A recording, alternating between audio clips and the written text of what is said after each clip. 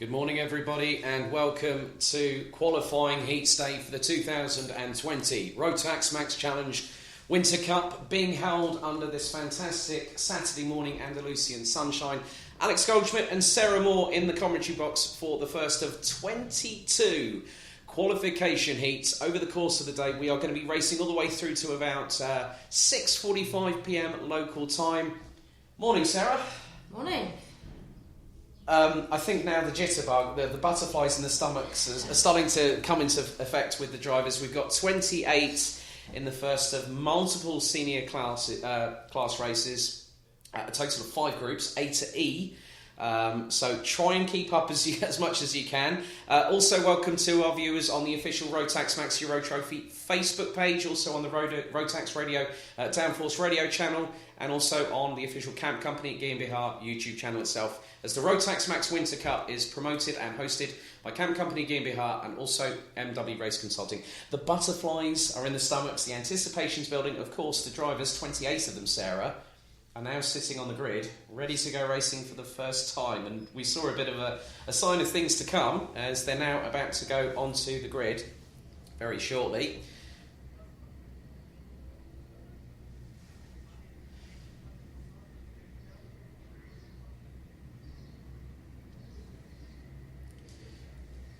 So we have 10 minutes plus an additional lap of this first heat. This is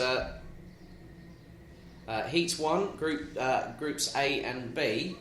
Sarah, this is now the time where we go into the tram lines for the very first time. Just quickly, before I run through the grid, we've got this and a sighting and a formation lap.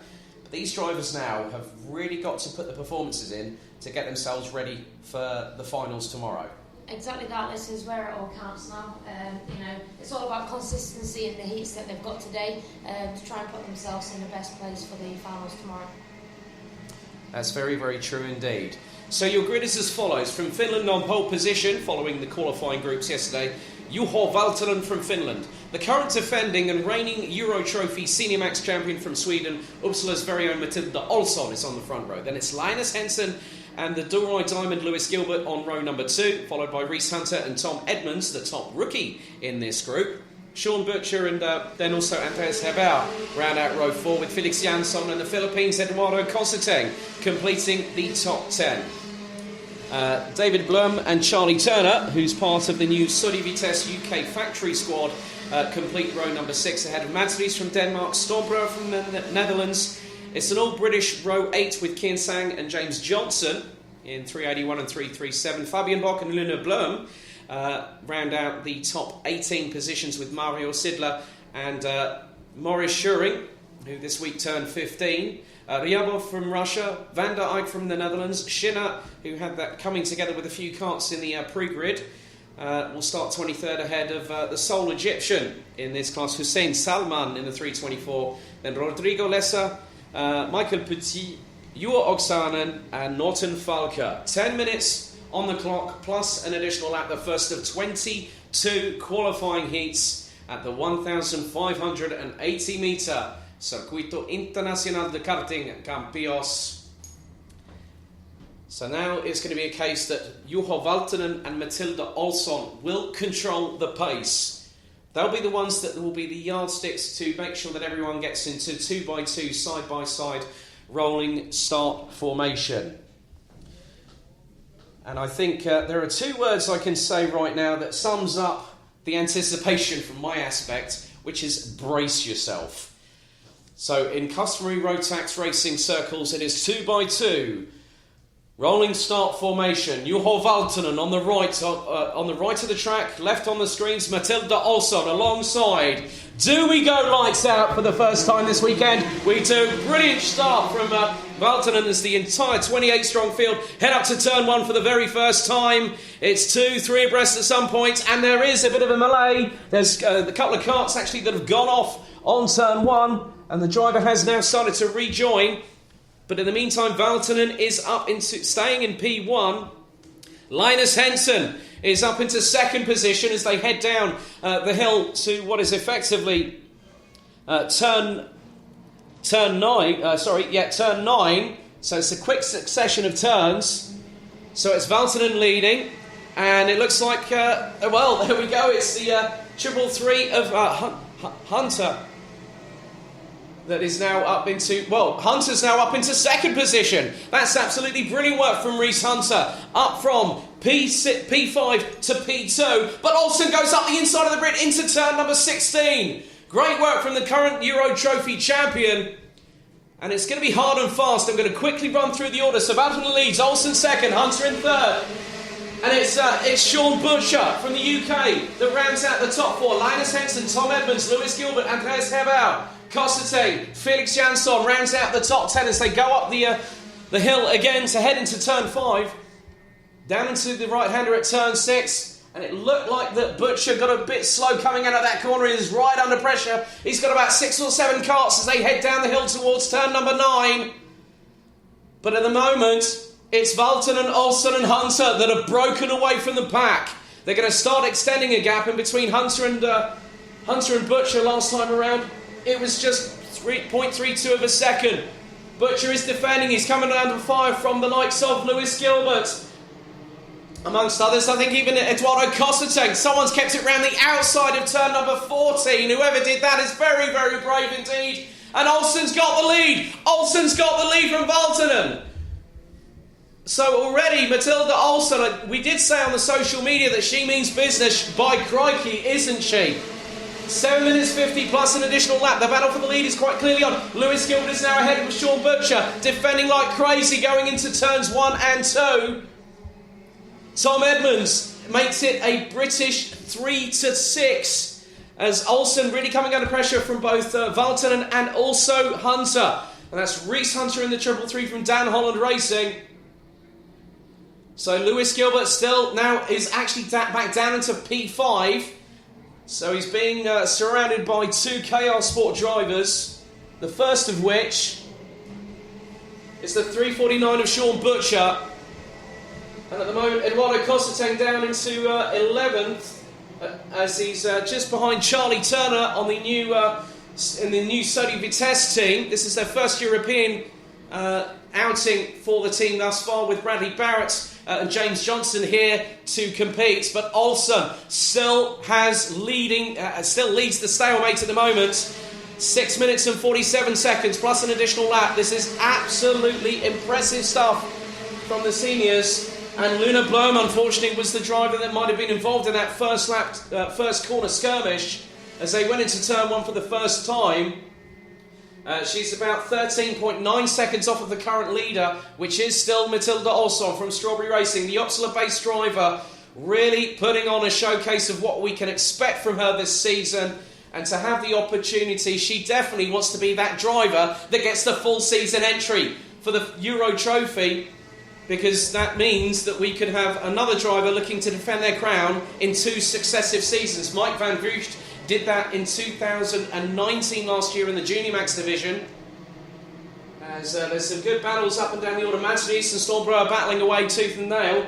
And Johnson's actually on the back bumper of Stormbrower heading down into turn 15 and 16.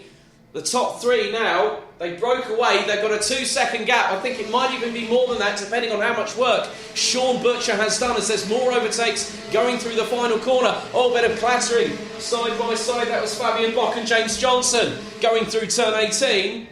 So Johnson was trying to fire it up the inside of the German coming through the final corner. Olsen's doing an absolutely fantastic defensive job at the front of the field, just controlling the pace. She was just over a tenth and a half ahead of Juho Valtonen from Finland. Reese Hunter still completes the top 3. And it's about just consistency now through the qualifying heats. So we're about to hit half-time as they head down towards turn number 12. And it's about a kart length between Olsen and Valtonen thus far. Reese Hunter is about a kart length and a half adrift. Then it's Butcher. Tom Edmonds now makes it a KR Sport 4-5 ahead of Strawberry Racing's Lewis Gilbert, the Doroi Diamond. He's running about 3.3 seconds off of his teammate at Strawberry, which is Matilda Olsen, who's currently leading. So Olsen leads, Valtonen second, and is now being dropped slightly by Olsen. She put in a 1 minute 3.601. Valtonen put in a 1 minute 3.706. So he's just over a tenth off of the Swede. Reese Hunter has actually put in his best lap, but the fastest driver on the track at the moment is Tom Edmonds in 5th position. He's just put in a 63.418, has the 355, so he's the second highest placed rookie in this race so far, just behind his KR Sport teammate Sean Butcher, as they come through down, and you can, just by those watching on Facebook and also on YouTube, you can see just how far behind Reese Hunter is. But Juho Valtonen looks to have gotten a second wind to keep pace with Olsson, and Charlie Turner's having a great run at the moment on the new KS3 chassis, if memory serves me correctly. He's still in 10th. He's got Felix Jansson and Eduardo Costetang up ahead.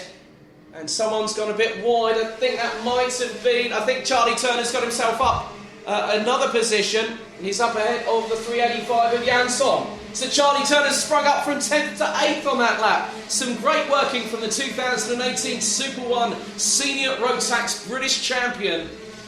He was in the top 5 in Rotax Euro last year, had some great performances, and I think did one of the moves of the season last year where he went round the outside and kept it planted past Matilda Olsson of all people at turn 4 at Wackersdorf last year. 3 minutes and 5 seconds plus an additional lap. Olsson still keeping ahead for the minute. Juho Valtonen just waiting to strike when the iron is hot, but thinks it's going to come down, I think, probably to the penultimate lap. If he keeps within earshot of Matilda Olsson, Juho Valtonen will have a chance. And Charlie Turner is now going to try and go and catch up to Eduardo Costetang from the Philippines in 7th position. Lewis Gilbert still sitting in 6th position behind Tom Edmonds. Top 5 separated by 2.261 seconds. Olsson now nearly 0.3 of a second ahead of Juho Valtonen, who was half a tenth quicker on the last lap alone. They matched each other on the sector time. Well, Valtonen was quickest in sector 1. They matched in sector 2. Sector 3, it was then Olsson that got the upper advantage. So we're into the last couple of minutes. A lap time around here is just under the 64-second bracket. So Edmonds has gone quicker still, a 1 minute 3.397, and he is literally a tenth and a half, probably not even that, for 4th place. So he's catching Sean Butcher hand over fist quite quickly, but time is running out. If he wants to do something, he's got to do it in the next lap or so. With the amount of tow that these drivers are getting, it could be nigh on half a second as Valtonen is right on the back bumper of Olsson, going over the start-finish line. 1 minute and 30 to go, plus an additional lap. And we've got a black and white for the 3:14 of Maurice Schuring, unfortunately. So he's got to keep himself very clean indeed. But up Valtonen right on the back bumper, hustling Matilda Olsson along. They have dropped Reese Hunter, and Hunter is now being caught by both Butcher and Edmonds. Butcher was about 0.7 of a second adrift of his fellow compatriot and countryman last lap around, and it was actually he was over 0.4 of a second quicker. And it is not good. Reese Hunter is now going to have to fight for that 3rd place, as he's got Butcher and Edmonds hot on his heels. Gilbert, Costetang, Turner, Jansson and Blom. That is the top 10, followed by Hebauer, Hansen, Lies, Blor, Sidler, Bock, Van der Eyck, Johnson all the way down in 18th. Schuring and Ryabov round out the top 20. And I'm just keeping an eye on the leaders at the minute as they come around the final corner with 30 seconds to go, plus an additional lap. This is the penultimate lap of the race. Juho Valtonen, if he wants to do something, it's got to be very, very shortly indeed. Not through turn 1 as they go up the first part of the ascent up towards the turn 4. Now into the left-hander at turn 5. Olsson is just doing an absolutely brilliant job, just keeping the Finn at bay. And we'll probably get through, I think, maybe towards turn 9.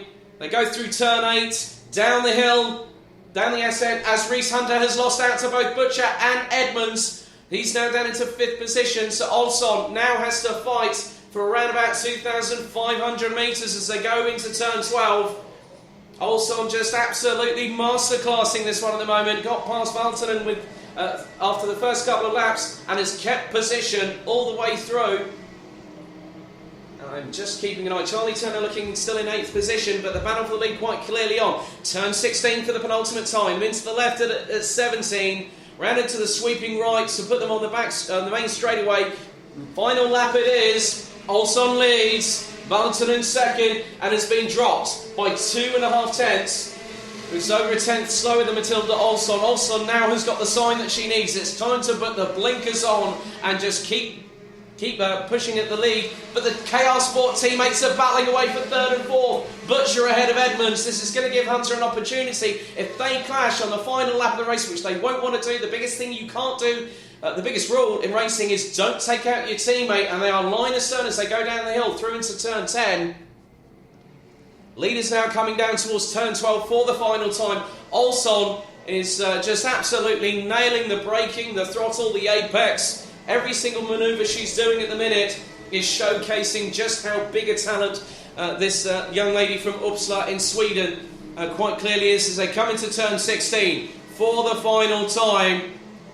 Into the left-hander at 17, round the final corner, comes Uppsala's Matilda Olson to take the opening race victory of the Rotax Max Euro Trophy Winter Cup here at Karting Campillos, beating Juho Valtonen from Finland by 0.2 of a second at the flag.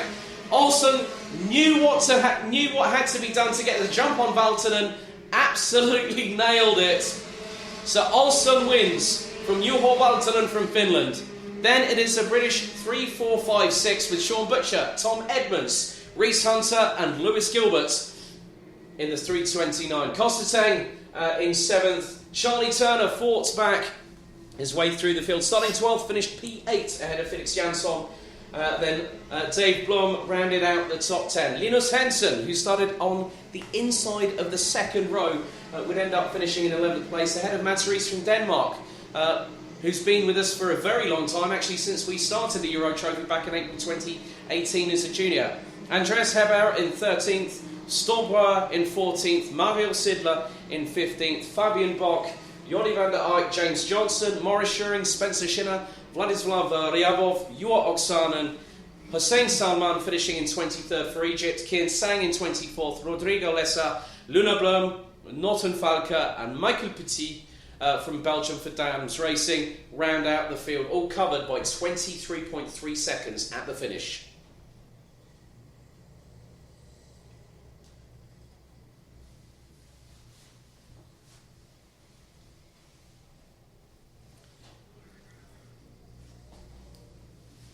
Thank you, Victor. Right, before she heads down to the pit lane, Sarah, we got a glimpse of that's one race down, 21 to go.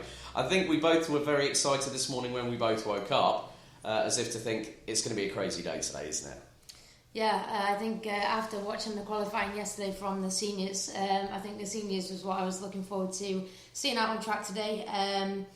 It's nice from my point of view to see girls racing at the front as well, so hopefully that continues today. Brilliant. Well, Sarah's going to be with us all through the weekend. She'll be joining me sporadically in the commentary box, but also she'll be now heading down to the pit lane, so we will get things underway as very shortly. We will have our second of 22 races here. Once again, it will be the senior division. This time it will be groups C and D in heat number 2. A big thank you for everyone that's tuning in wherever you are in the world, whether it's on Facebook, whether it is on YouTube, or also if you're on the dedicated Euro Trophy and B&L Karting Series audio-only channel, Rotax Radio, throughout the 2019-2020 season. This is the first of 9 race weekend broadcasts, which will then head to the B&L Karting Series at the Home of Champions, where the Euro Trophy will have its first round in just over 6 weeks' time. We'll be there for Karting Genk for the first the kickoff, which has over 130 entries. Also, one big bit of news we broke this morning. The entries for the first of 4 race weekends for the Rotax Max Euro Trophy is now open. You can head to the official Rotax EMS system at rotax-ems.com/RMEC. We've got over 29 on 25 entries, 6 classes: Micromax, Minimax, Junior Rotax, Senior Rotax, DD2 and DD2 Masters. So we're going to have some very, very competitive racing all the way through the day, and quite a few talents thereof. So we have made... We've had to really compact the timetable. So we're going to be having a shortened lunch break today, but it's going to be very, very interesting. Again, another 28 drivers for this particular occasion. And in terms of the... now, a few statistics I would like to actually run past those who have followed us from the very beginning. Apart from this morning, we've had a total of 163 races at 5 different countries. Belgium, Italy, Sweden, Germany and Austria. We've raced at 5 different racetracks until this one. Which includes Karting Genk, the home of champions, Adria Karting Raceway, the Azumring in Christianstad, Wackersdorf's Pro Kart Raceland, and the Speedworld facility at Austria in Bruck an der Leitha. And of course, this is the first of 2 new venues for 2020 here at Campillos, and also Paul Fletcher International, where we head there between the 10th and the 12th of July. We've had 24 different pole setters in qualifying practice before yesterday afternoon. The most successful of 3 drivers. 2 of them are actually here. Ollie Pilker and Junior Max. Ilian Brunstils, who was racing with Moving Power. A real shame to hear that he's no longer racing, but we thank him for all his efforts. He's been a part of the Euro Trophy last year as well, and also was the Open Trophy winner last year, with Slavomir Maransky in DD2, our inaugural 2018 champion, being the 3rd equal most successful pole sitter.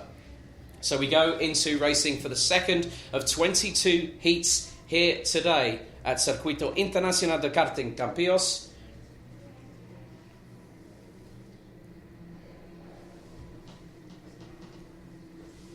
Your grid is as follows. On pole position, representing Portugal, is Guilherme de Oliveira, and he has current KR Sport teammate and a newcomer to the Euro Trophy, Ben Caisley, from the United Kingdom, alongside on the front row. Then it's Dean McDonald and Kian Shields, both from Strawberry Racing.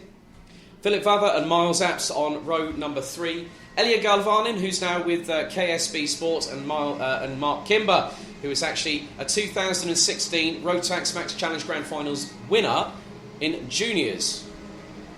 Then we got Maxim Turiev and Bradley Barrett on row number 4. Tima Eroshin from Russia and Paul Fokema on the 359. Tim Mikamets and Teresa Babikova ran out row number 7. Robin Knudson and also Anthony Bilou from France. Karol Kret from Poland.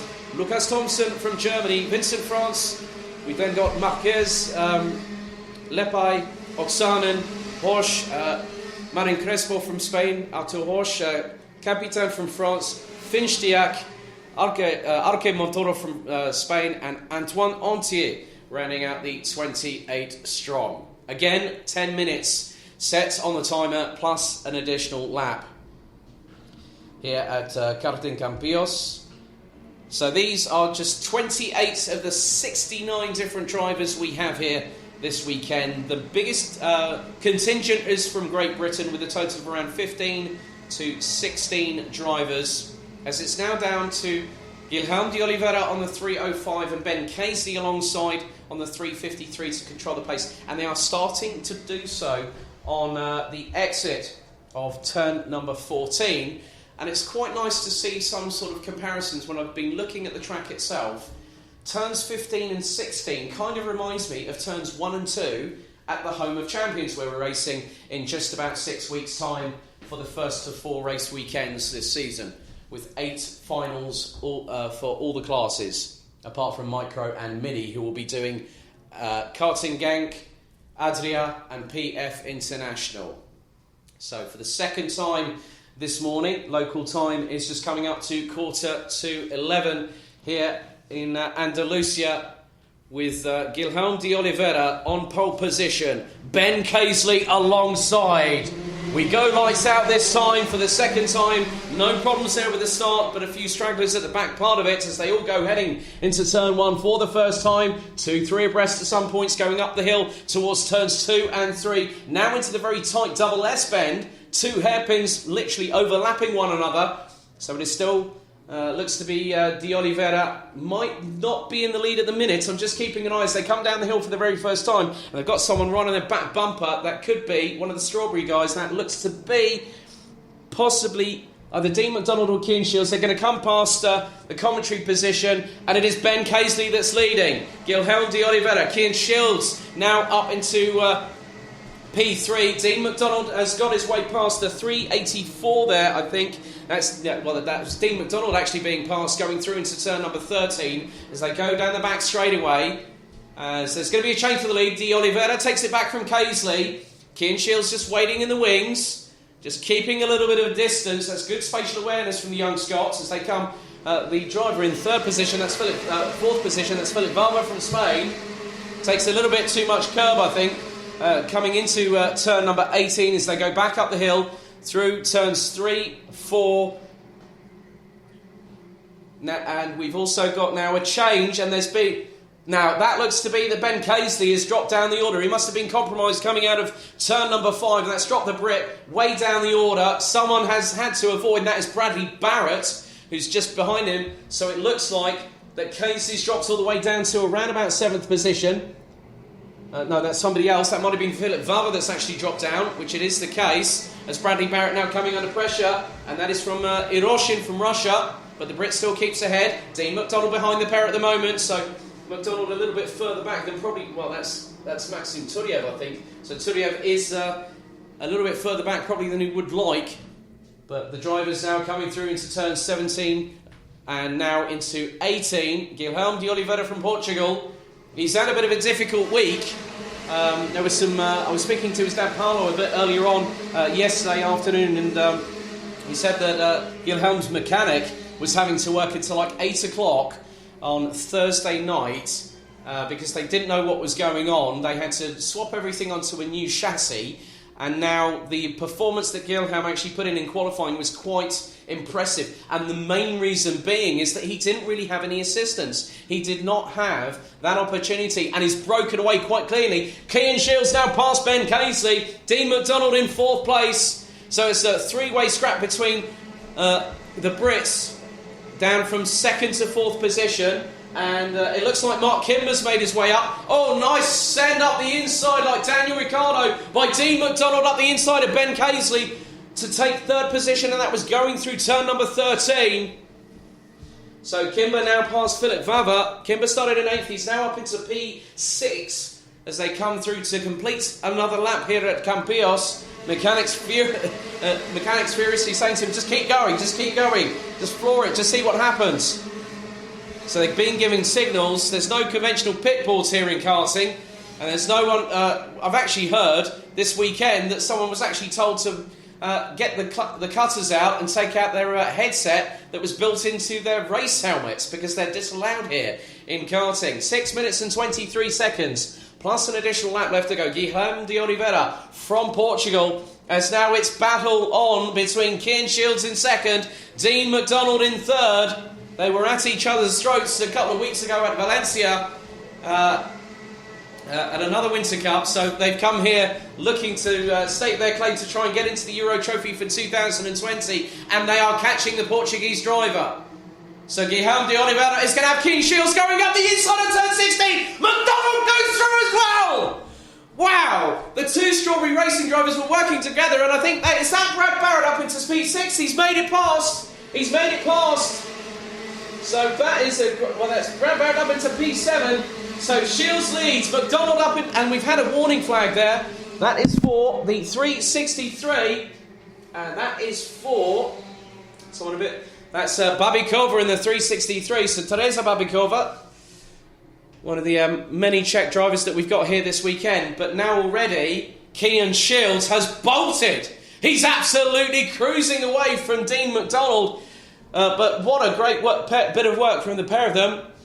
And that was close. That was nearly a side-by-side between Philip Valva and also Ben Casely going out of turn 11 into turn 12. And now the KR Sport drivers. Mark Kimber's just gone up the inside. Kimber's just done an absolutely stolen P6 like candy off of Baby, and that was probably off of Philip Valva there. So at the minute, Kean Shields is going to have a considerable lead I think it's going to be at least 0.3 of a second. 4 minutes and 39 plus an additional lap. Half a 546 between Shields and McDonald as they go up the hill. Through 4, up into the left at 5. Then a slight descent into the turn 6 right-hander. Then it's another one at turn 7. Up the hill they go. Pushing these Rotax Max Evo engines to the limit. And just by those watching on the stream, you can just see how much they're starting to fan out. And that is between, I think that's probably the top 15 I've just seen go through into turn 10.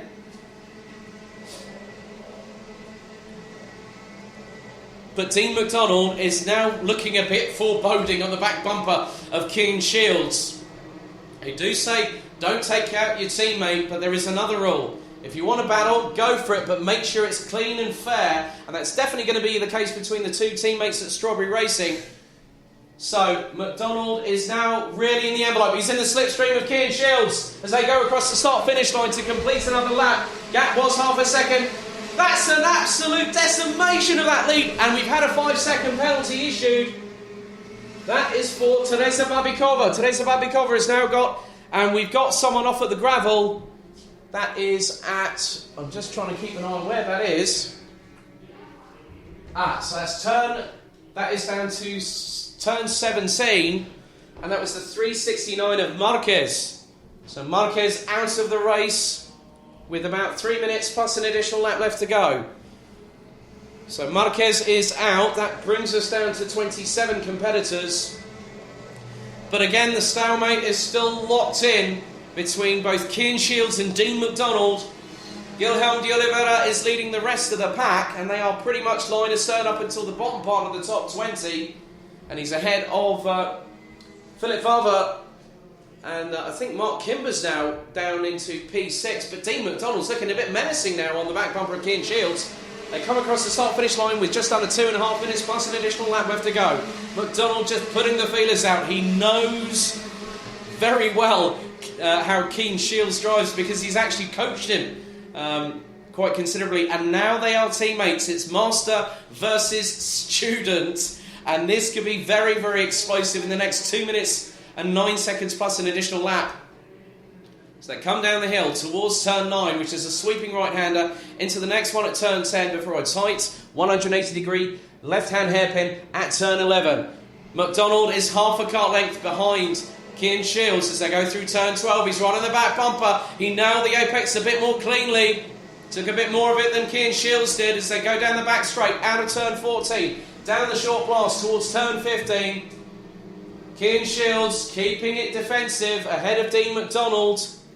I think with about 90 seconds to go plus an additional lap, it will be a case that if Dean McDonald is going to do the move, he's got a chance. He's running the slipstream once again. So they go up into turn 1. McDonald's still on the back bumper of Shields. De Oliveira, Vava, Casey, Kimber, Turiev, Apps, Babikova, Barrett. That's the top 10 in the minute with just over 70 seconds. But there is a bit of a development here because I've just been keeping an eye on Guilherme de Oliveira, who was over a tenth and a half quicker than the current leader, and then he was a further nearly 10th quicker, well, it's 2 tenths nearly, over King Shields, and was just over a 10th quicker than Dean McDonald. So de Oliveira is putting in the fastest laps, and the fastest lap out of anybody is Mark Kimber, a 1 minute 3.662 from the Brit, who's currently sitting in around about 6th position at the minute. So when they cross the start-finish line, very, very shortly, in around the next 20 seconds or so, it will be the penultimate lap of the race. King Shields still leads. Dean McDonald in second. Kimber's gone up the inside, and that was on Casey. He had to look to be a little bit robust, but I think he got through fairly cleanly. And Casey's lost out another position as well to Turiev in P6, who was P7. So with about 20 seconds to go on the clock, the leaders have crossed the start-finish line. They'll have one additional lap. They're probably going to get through around about turn 6 or 7 by the time the timer expires. So that's it. Time has run out. King Shields still leading from Dean McDonald as they come down the hill towards turn number 9. Guilherme de Oliveira and Philip Vava. And what's more, Mark Kimber's not that far behind either. Maxim Turiev and Ben Casey. Top 7 separated by 2 seconds. But it's going to be a case of it's not if, it's when someone decides to make that manoeuvre that could change the complexity of a race. They come down the hill, the top 5, make that the top 10 or 11, as there was someone, that was Bradley Barrett, that really whacked the curbs coming out of turn 14. So we go on to the final lap. Round the final corner comes Kean Shields and Dean McDonald, Guillaume de Oliveira, Philip Bava, Mark Kimber. That's the top 5. Tuliev in 6th place. A 10.5 between Dean McDonald in 2nd and Kean Shields. But Dean McDonald is right on the back bumper, going up the hill once again. He was looking up the inside there on turn 5 on Kean Shields, and Guilherme de Oliveira is going to try and have something to say in this particular battle as they come down the hill towards turn 9 for the final time. Shields still ahead by a whisker as they come through turn 11. Looks like Dean McDonald and Guilherme de Oliveira used a little bit more of the runoff coming out of turn 11 into turn 12 for the final time. McDonald might have a good opportunity if he gets into the toe on the back straight as they come through turn 14. Now it's the short blast down the back straightaway. He's got about half a car length between himself and Dean McDonald going into turn 16. But they come round into the left-hander at turn 17 for the final time. Round turn 18, it's another Strawberry Racing victory, this time for Kean Shields. Kean Shields ahead of Dean McDonald by 63 thousandths of a second. That's pretty much an A4 sheet of paper between the pair of them. Guilherme de Oliveira started on pole position, finished in P3. Philip Fava from KR Sport representing Spain on the 360 in 4th. Mark Kimber started in 8th place and would complete the top 5 ahead of Maxim Turiev, Ben Casely, Miles Apps. I know that Teresa Babikova will have a 5-second penalty that will drop her towards 19th or 20th position when the penalty gets applied. Bradley Barrett will take 9th ahead of Tim Mikametz, Bilou, Knutsson, Eroshin, Galvanin in 15th will be 14th ahead of Thompson, Vokema, Kret from Poland, Lepai. We'll probably have Babikova in there as well ahead of France, Roche, Marin Crespo, Uno Oksanen, Antoine Antier. You'll then have Finn Stiak in the 358. Christophe Capitain from France, Arke Montoro with Marquez looks to have gotten underway, but Kean Shields takes the win.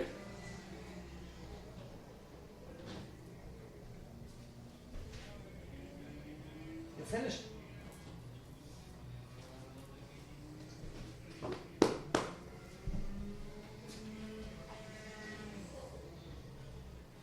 Top 5 ahead of Maxim Turiev, Ben Casely, Miles Apps.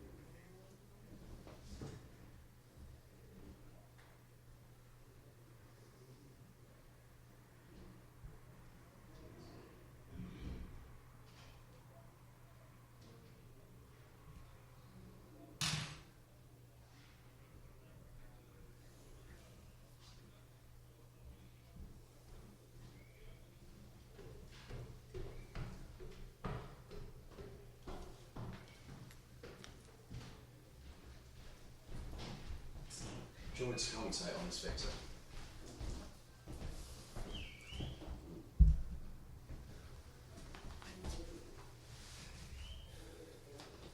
Battery microphone is dead. I'm just changing them now.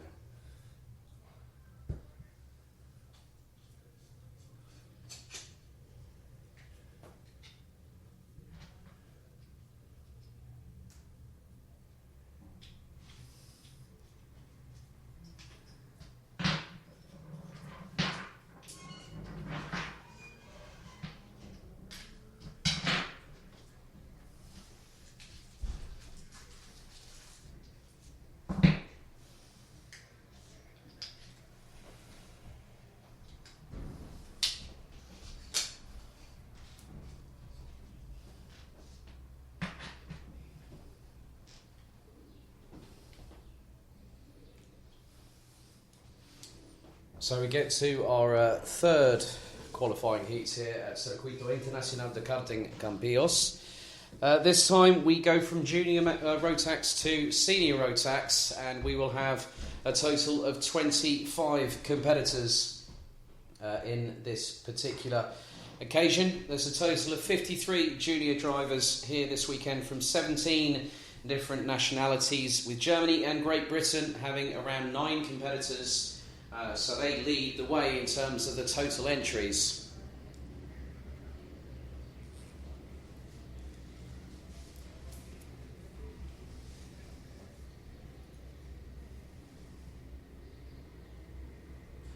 So your grid for juniors, this is race 3 of the meeting, heats 1, groups A and B. Daniel Ginchard from the United Kingdom, Ollie Pilka from Poland is on pole position. He was the quickest of all the drivers yesterday in qualifying, ahead of hang on a second, I'm just Eliska Babikova, Sam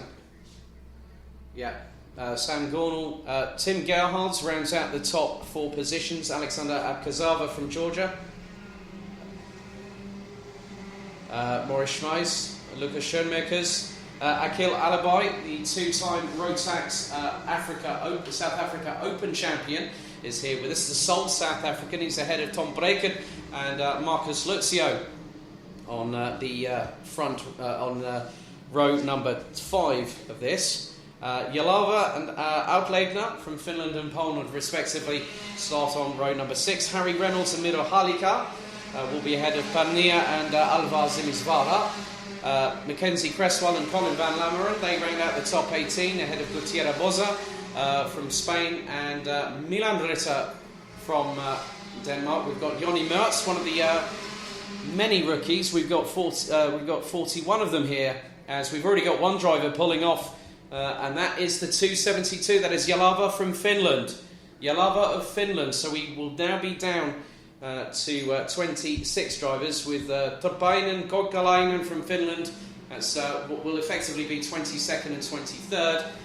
We've then got Falke in 25th and Goryainov down at the back part of the field.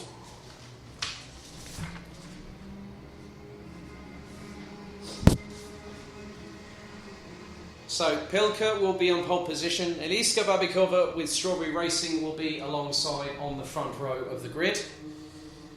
For this particular occasion, with the juniors and the micros, they will have shorter races, 7 minutes plus an additional lap, and it will also be the case with the finals tomorrow.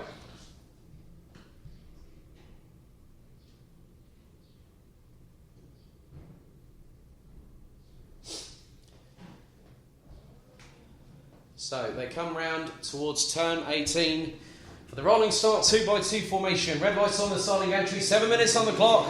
We go lights out as Babikova gets swamped a little bit going down towards turn 1 for the first time. Looks to be in 3rd or 4th position. Pilka's got the initial advantage. Coming up turn 1, 2 and 3 as it's... they all have made it through quite cleanly thus far as they go through down towards turn 6, 7, up the hill towards 9, where they come down the hill. They will then go into the sweeping right, down into turn 10 before they have to put on the anchors rather quickly for turn number 11. Could I ask that driver number 369, please report to the stewards immediately. That's driver Senior Max 369 to the stewards immediately. Thank you.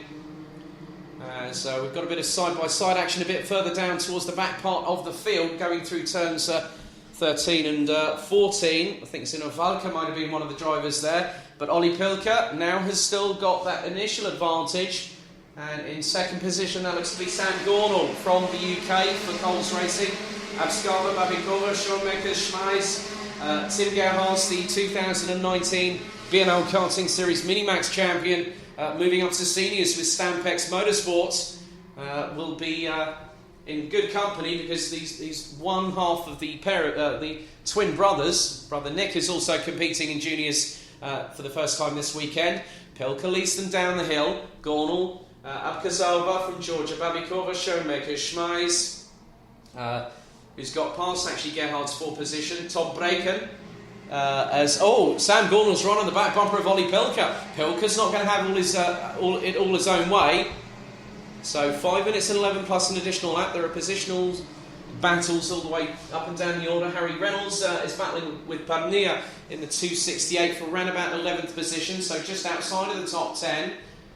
As Gerhardt and Braken look to be line astern at the minute at one particular point where they are now.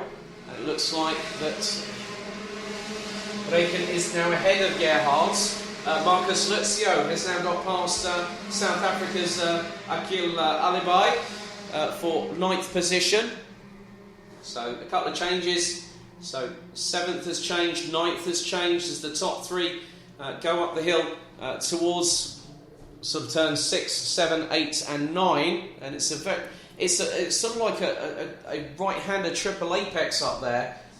So and it looks like Iliska Babikov is looking a bit lonely. Obviously we had Yalava, that's Alexei Yalava from Finland, who was due to start earlier on. As there's another great move up the inside. There's some good battling here, and that is from 5th position onwards, and that's between Morris Schmeiss and Lucas Schoenmakers that were battling each other. And here comes Tom Braken. Oh, Tim Gerhardt absolutely makes it 3 abreast going down into turns 15 and 16 and makes the move up into P6. Great work from Tim Gerhardt. That's just a sign of things to come. He's just absolutely nailed it, and he's run on the back bumper of Lucas Schoenmakers from JJ Racing.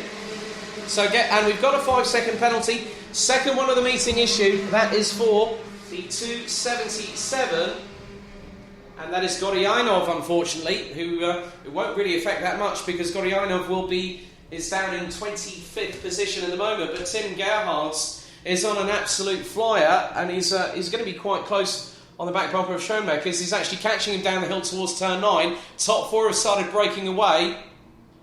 Morris Schmeiss is ahead of Tom Braken from Belgium, also a Micromax champion in the B&O Karting Series. Did that with GKS back in 2018. Now that was there was a good little move there, and that was Pernia sending it up the inside of Harry Reynolds up into turn 12.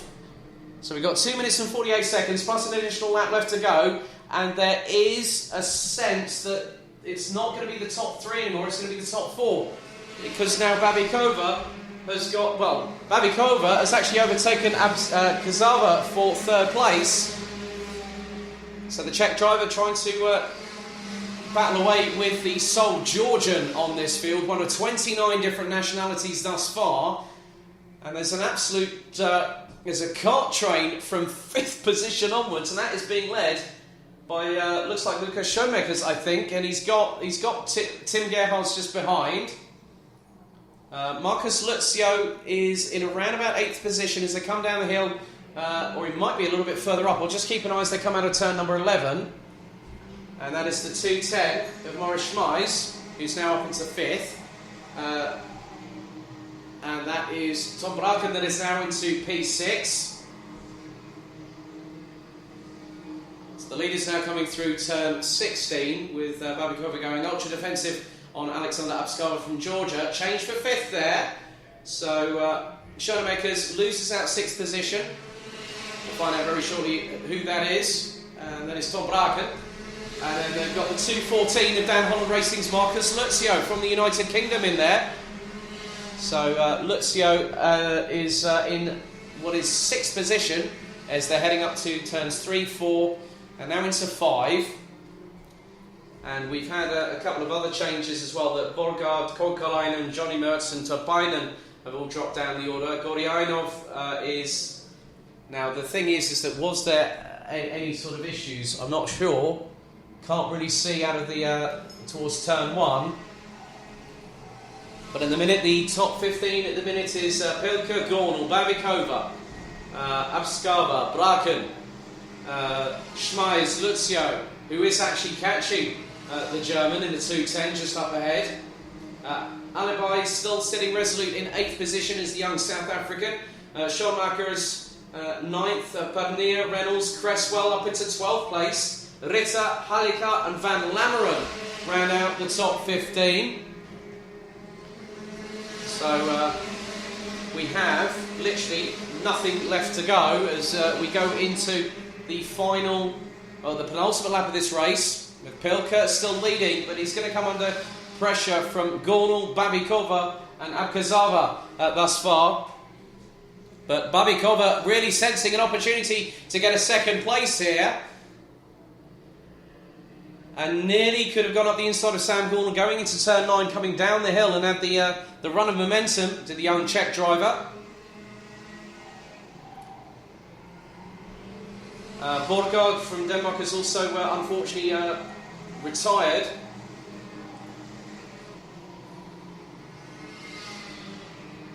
So on the penultimate lap, when they cross the start-finish line, Babikova goes up the inside of Gornal on turn 16 to take 2nd position. Nice work from the Czech Republic driver. But now we're going to go on to the final lap itself. So Pilker crosses the line, and it's a slipstream fest between Gornal and Babikova, with Babikova being the buffer. So Gornal in the dirty air, but Ron in the back bumper. But then this is allowing Abskava to also close up. Braken still in 5th place. Luzio up into 6th. Schoenmakers and Schmeiz round out the top 8. Padnea and Reynolds also rounding out the top 11 positions. Koikalainen, Mertz and Turpainen all running a lap off the leaders, who are now coming through into towards turn 13 for the final time in the first of many Junior Max qualifying heats here at Circuito Internacional de Karting Campillos, as Abskava goes up the inside of Gornal on the second from last corner on the final lap. Round turn 18 they come. Babikova's going to try and go for it. It's a drag race to the finish. I think Babikova's got it. Has she got it? Babikova's won. That's another win from Strawberry Racing, and what's more, it's another female driver that's done so in the first 3 races of the weekend. That is an interesting statistic, that Eliska Babikova, by 6 1/1000ths of a second, which was the winning margin for that heat, ahead of Olli Pelka. She had the run coming out of the final corner and absolutely nailed the throttle clean to the floor and got past Pelka by literally the hair on a dog's head. So Eliska Babikova makes it 2 female winners in the first 3 races of this year, and I'm sure that my colleague down in the pit lane, Sarah Moore, will be jumping for joy on that one. So Eliska Babikova wins, Olli Pelka in 2nd, Alexander Abskava, Sam Gornal and Tom Braken round out the top 5 positions in that race. Okay, well, let's go to a replay here, shall we, on the live feed. So let's just see what happens here. Pilka runs wide. Babikova just nerfs the curbs a little bit and just gets the head down. So does Pilka. And Pilka takes it. I think that glance to the right-hand side, I think might have caught Pilka. He just sort of thought, is she there? Is she there? Because as soon as you do that, there's a little bit of doubt that might come into a driver's mind. But what a run from Eliska Babikova from the Czech Republic to win that race by 6 1/1000ths. Alexander Abskava, 900ths of a second off of the winner. Sam Gornal in 4th, Tom Braken 5th, Marcus Luzio So Lucas Schoenmakers, Maurice Schmeiss, Akila Alibai rounding out the top 9. Pernia, Reynolds, Cresswell, Ritter, Halika, Outlegner into 15th ahead of Gerhards, down into 16th at the end of that race. Van Lammeren, Gutierrez Boza, Zimisvara, Falka, Gorianov, Koikalainen, Johnny Mertz and Turpainen being the last of the 24 classified drivers that finished. And there is your race winner, Eliska Babikova from Strawberry Racing by just 6/1000ths of a second. There's Lucas Schoenmakers from the Netherlands, from JJ Racing. Yeah, so there we go. An exciting race to the finish, a drag race style, fast and furious at the end of Junior Max heat number 1 here at Karting Campillos.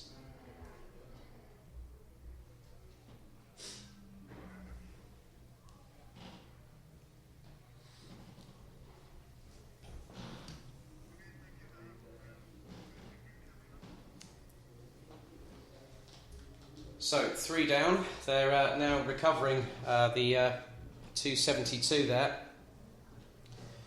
of one of the drivers. That was Alexei Yalava from Finland. A real shame for the youngster, but there is still an opportunity. A big thank you to Hyundai Gibraltar, who have provided us with the brand new 2020 Hyundai Tucson as the official recovery vehicle for the event, which is also working in association with the Andalusian Auto Racing Federation, the FAA. So a big thank you for them. There was a big presentation earlier on this week locally, which was really, really good to see, and a big thank you for those that have been helping to share on social media in that many respects. So Turpainen now gets into the Hyundai Tucson. So they will drive the well, there's another car there as well. I think that was the might have been the 237, I believe, as we're about to get things underway very shortly with our second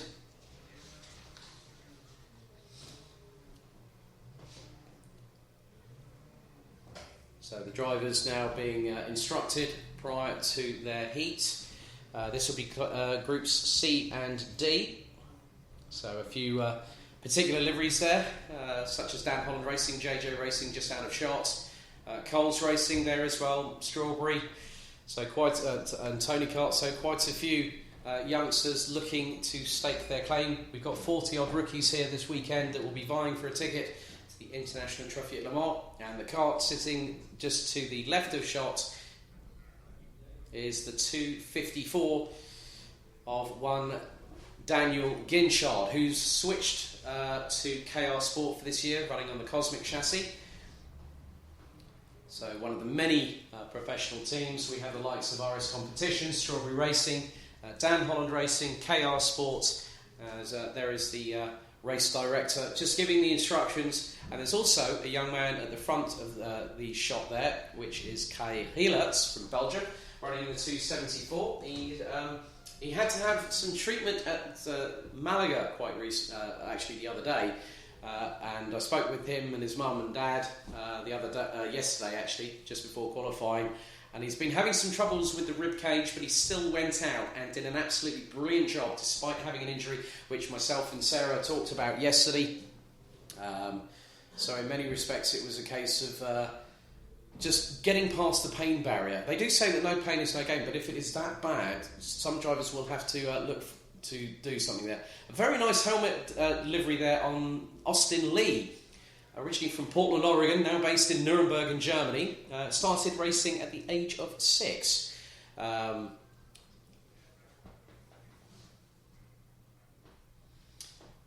going to have a little walk down the grid here as the drivers now starting to get themselves into the karts. So some of the drivers looking to get themselves. So we've got Farin Mega on the left hand side of your screen, just out of shot, and just behind is a new recruit for Dan Holland Racing in the 252, Newcastle upon Tyne's very own Daniel Armstrong. So quite a few drivers here. Just behind him will be Valentin Klus from Germany with Robert Schlunzen's outfit, RS Competition. Edgars Vilkans just behind. Then you've also got Callum Voisin, residing in Geneva, in Switzerland, but runs on a UK licence. He also was the English Minimax champion last year, also placed in the top 5 on the Motorsport UK British Kart Championships, who start their season in about a month's time at Paul Fletcher International between the 21st and the 22nd of March. There's 6 rounds for that as well. So we now switch back to the main shot. This is race 4 of the meeting. It is Junior Rotax Groups C and D. So it's Heat 2 for juniors.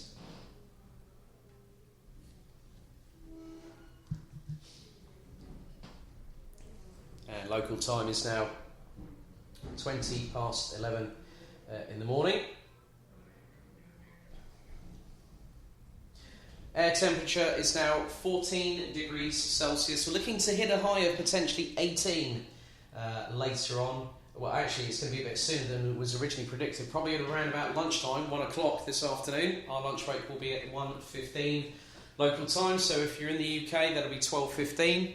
At the back part of the grid, we've got Luca Collins-Scholz in the 244 and Daniel Hunt in the 288. So they're just waiting, biding their time, but now they get given the green flag to head out of the pre-grid.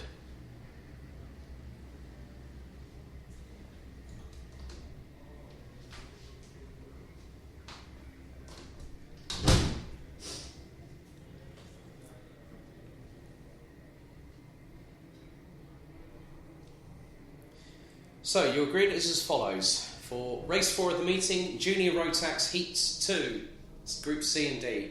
Daniel Ginchard and Aaron Walker making it an all-British front row.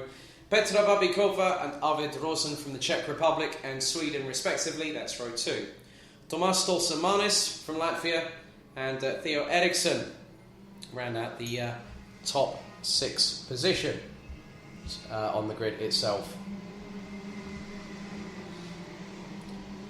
So the 285, Theo Eriksson is from Norway. We've got Fahin Mega and Aguilera, and then we've got Daniel Armstrong and Kai Helix rounding out the top 10. Valentin Klus and Austin Lee rounding out the top 12.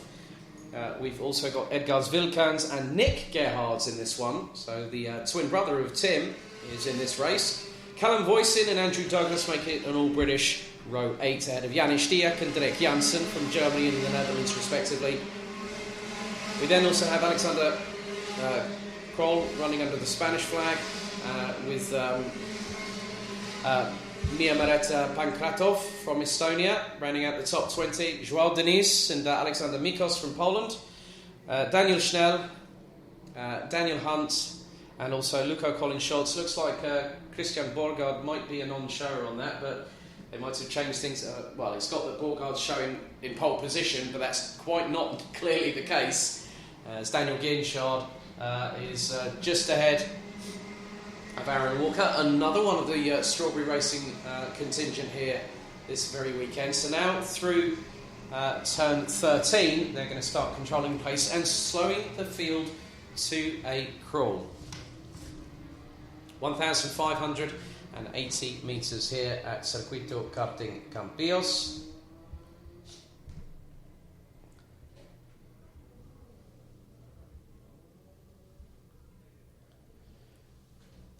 So they head down into turn number 16. Race 4 of the meeting. 22 races in Andalusia today. Ginchard on pole. Walker alongside as they come very slowly at a crawl through turn 17. 7 minutes on the clock plus an additional lap. Ginchard on the left-hand side of your screen is on pole. Aaron Walker alongside. We go lights out this time as Ginchard goes towards Walker, bumps sidewalls going into turn 1 for the first time as they head up the hill. Ginchard down into second already. Looks like Walker might have already taken the lead of the race. Second, third, fourth, fifth, sixth. There is an absolute train coming through into turns 6, 7 and 8 as it's nearly 3 abreast going up towards the crest of the hill. Absolutely crazy. down there at the moment.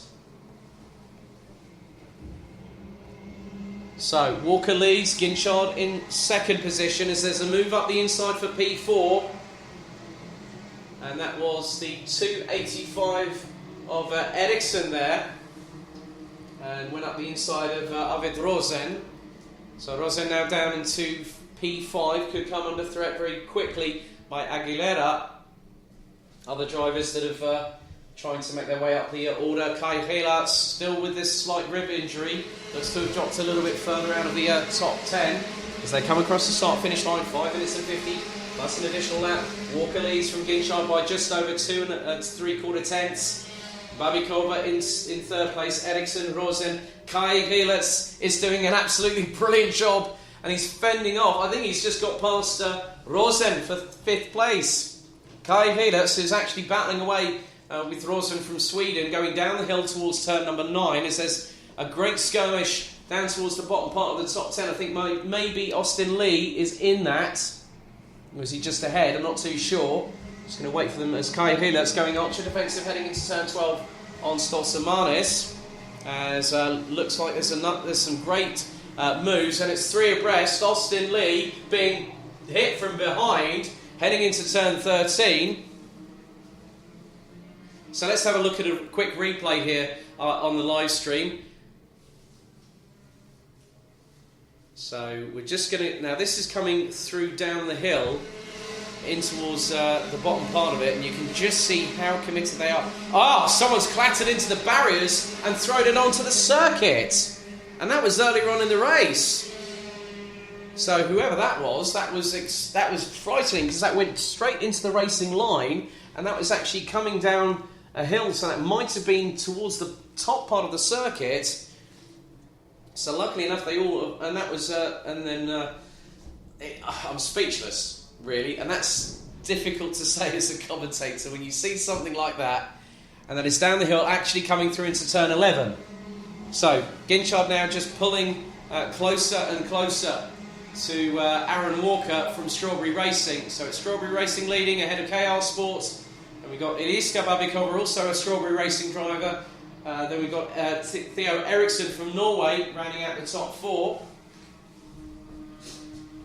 Farin Mega's got past Kai Helat, who's actually dropped out of the top 5 now, down into 9th position. Is the young Belgian from JJ Racing. I think it was a nice move up the inside, probably towards the back part of the top 10, going through the final corner. But up the hill they go yet again for another lap. We've got about 3 minutes and 30 seconds plus an additional lap still to go. And it is still just over 2 tenths, but it might not be the case as the leaders go down the hill, as do now the rest of the top 9 competitors.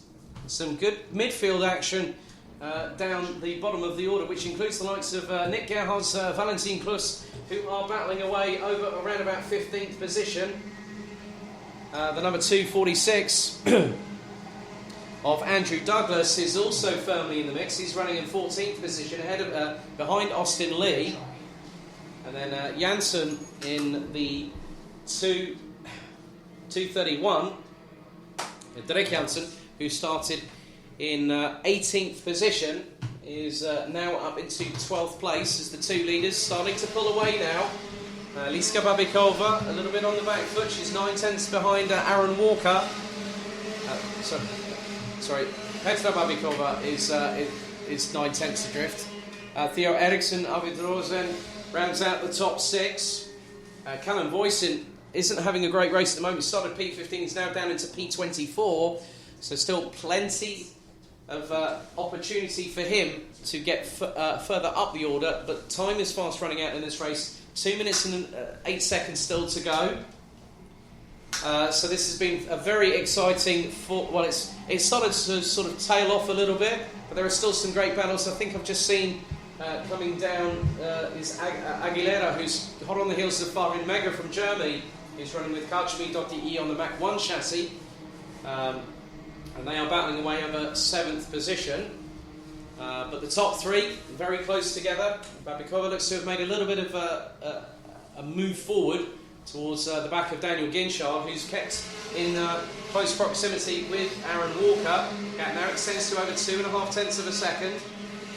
Just under 90 seconds to go on this particular race as the Junior Rotax drivers screen their way across the start-finish line, with Luca Collins-Schultz in the 2:44 down in 25th position, but all drivers still circulating here at Karting Campillos. But at the bottom of the hill, Ginchard really trying to size up Aaron Walker for a move through the right-hand sweeper at turn 10. They come through turn 11.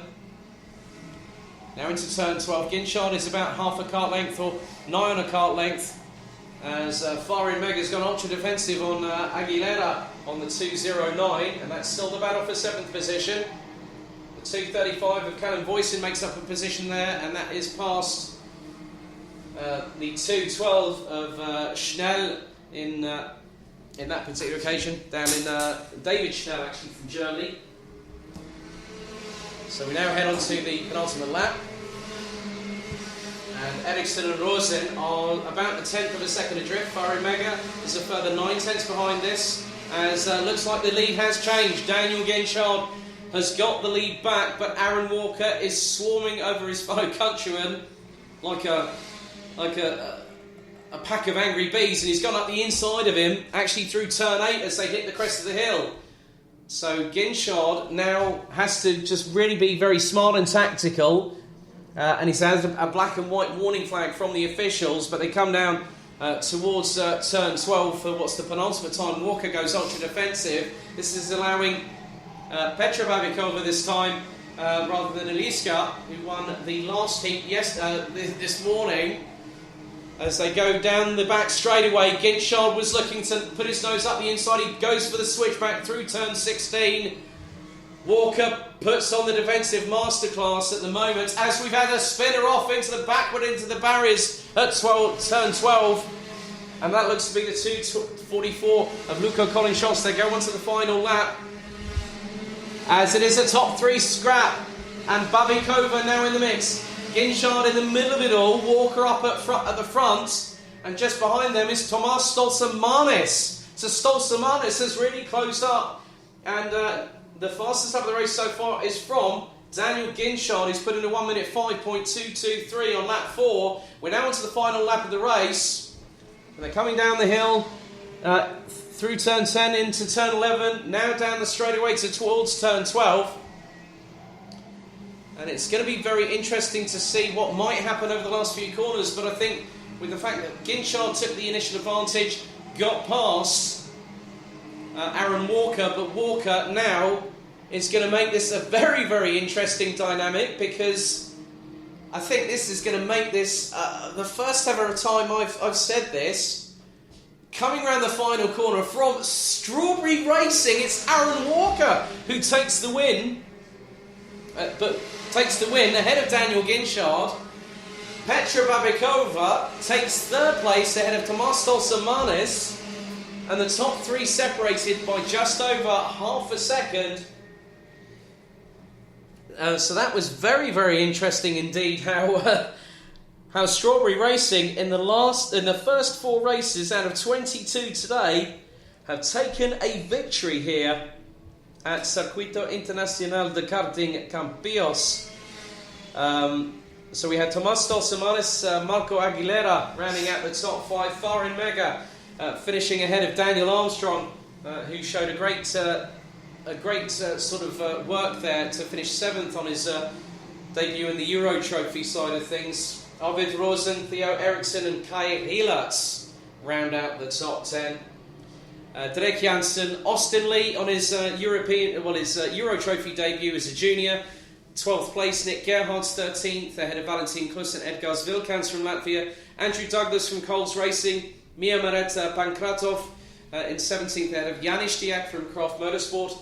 We then had Alexander Mikos from Poland, Alexander Kroll from Spain. Callum Voisin recovered, having dropped down towards the back part of the field to 21st, having started 15th. Joao Diniz in 22nd, Daniel Hunt in 28th, David Schnell in 24th, with a very dramatic penultimate lap for Luca Colin Schultz, who went off at turn 12 and put it backwards nearly into the wire fencing there as he makes his way into the pits.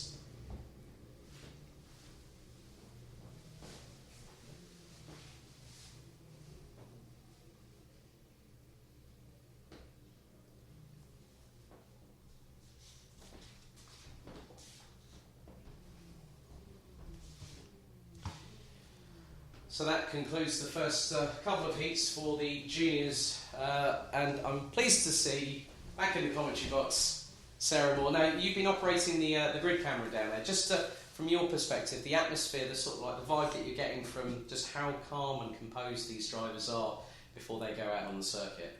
Yeah, it's nice to see. Obviously, there's a bit of difference between the younger ones and the seniors. The younger ones all stand at the front of the grid and they're all chatting away to themselves, and the seniors tend to keep themselves to themselves and stay in their carts and keep themselves focused. But yeah, it's interesting to see how they're all on the grid preparing. And also the fact that an interesting statistic, apart from the fact that one team has secured all 4 victories so far, we've had 3 women in. There were 2 race victors, one in a drag race, and we've just had Petra Babikova now take 3rd place in that. I mean, it just shows that it's not just the boys that are capable, are they? It's not, no. Yeah, it's great to see the number of women that are out this weekend. Just showing the men, back to my grassroots. Just that they can, be up there with them and compete at the high end of things. Exactly, with one of them being the current Rotax Max Euro Trophy champion.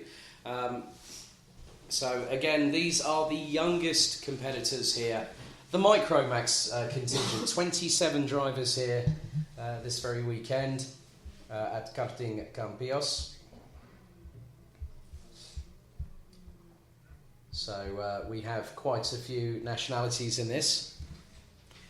18 different nationalities, 27 different drivers with a whole host of talent here in this one. I understand that Rodrigo Seabra, who's in this field from Portugal, had engine problems yesterday, so effectively it was more a case of him to. He's now a bit on the back foot, is Rodrigo, also nicknamed the Wolf, and it's part of the helmet design that he has. And him and Lorenzo Campos, I think, are the two paddock gestures, if you will, especially with their Macarena dance earlier on this week on Instagram, which was, I think, it brought a smile and a chuckle to both me and Sarah the other day. So it's been, I think it's the best Instagram with story with music. Please don't forget, head to Rotax Max challenge-eurotrophy.com for the official website. Also, we're on Instagram at Rotax Max Euro Trophy. If you want to tag us on pictures, tag us on your Instagram stories. We will make sure that they get shared and liked as much as you guys are doing for us here this weekend. So we have in this one we actually have 27 drivers.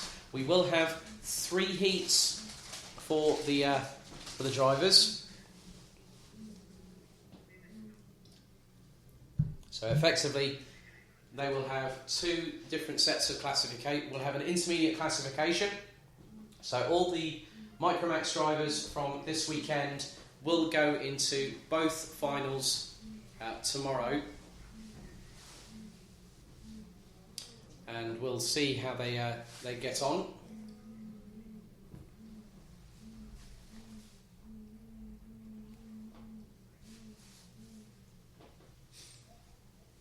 So we'll have 19 drivers in this particular race, and at the front of the field, the pole sitter from yesterday, Great Britain's Scott Marsh from Dan Holland Racing. He put in a 1 minute 13.293, and that was ahead of Japan's Endo Arata by over 0.3 of a second in yesterday's qualifying session, where we thought Arata had got it, and then Marsh just put the cat amongst the proverbial pigeons, and it was the words that I used was it was an absolutely inhumane effort to get that up there. But it is all about, Sarah, at the end of the day, it's just about hooking it up, isn't it? It is, as I said yesterday, it's just a case of getting all the sectors, absolutely perfect. I mean, in terms of racing, obviously the drivers go back and look at their data from the practice sessions and they'll know what feels like a good sector and what doesn't feel like a good sector. So it's just a case of getting them all as perfect as you can get them. And also with regards to data, you use a lot of it in, with Britcar, with W Series as well, but then also the fact that karting, there is so much of it in there now as well. The amount of telemetry they're able to do. Once again, a call for driver number 369, Senior Max, to the stewards immediately. Number 369, Senior Rotax, to the stewards immediately. Thank you. Sorry about that. But data is so intrinsic to motorsport, and just to see the application of how it is being used in karting is quite interesting, isn't it? It is. I mean, I finished karting 12 years ago, and it was just about coming into karting then, and I didn't have the budget to run the telemetry on my kart, so I didn't have that joy of that. But it's all in there now. They've got everything that they could need to better themselves, and it's vital that after each practice session that they do sit down, and even if they are the fastest out there could be people within their team that they're sharing data with that could have certain corners that they can still improve on. So there's always a part of the track that you can be better.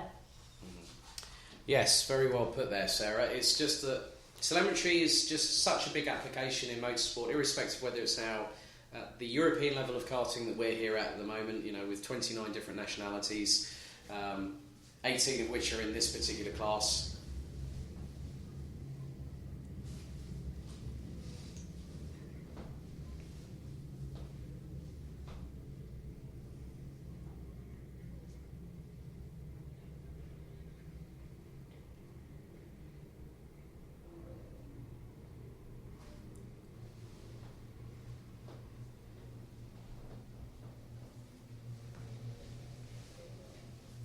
So race 5 of the meeting, the first of 3 heats for the Micromax competitors.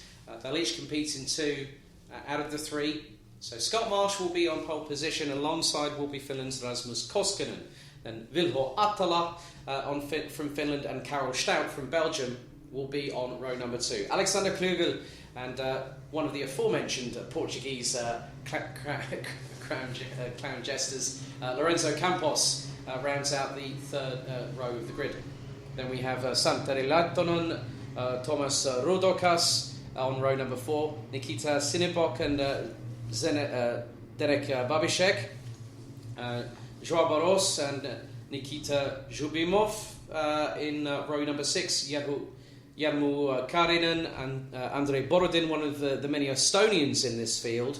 Then we've got Nicolas Garcia Diaz, and then we've got Arvalo Jimenez, Miro Leskinen, Donny France and Erik Paulson round out the top of the 19-strong grid as we go on to the formation lap. The youngest drivers out of the Rotax Max family, 8 to 11 years of age, they are running on a very different tyre to the rest of the field. So just look to the supplementary regulations to refresh my memory ever so briefly. So the dry weather tyres will be the Mojo C2s for the Micromax competitors. So Scott Marsh will have Rasmus Koskinen alongside, and good to see that there's been Jarvo Parviainen, who's running quite a few of the Finns here this weekend, has been very active on social media, including in a particular public group known as Team Finland, which I just so happen to be a part of. And great to see the Finns always providing some great insight into their racing antics. And there's quite a few Finns here, probably at least 15 here this weekend in total, as they come round towards turn 17. Marsh and Koskinen on the front row. They'll have to keep in the tram lines. We'll see if they do. And it's the first full start of the day. Some of the drivers were not in full formation, so they've got to go round for a secondary time. So the timer now reset. So we had 4 good starts for juniors and seniors on the first 4 races of the day. So with the micros, there were just a couple of stragglers. I think probably the bottom 6 were looking to be that little bit distant. So now it's about sort of controlling themselves to just sort of get themselves back into the zone, get themselves composed, organised, go through these processes. They'll have some motivational tools or something that helps to make them focus in order to make sure that it gets correctly done. So Scott Marsh again now starts to control the place with Rasmus Koskinen, who has turbo on the side of his side pods there.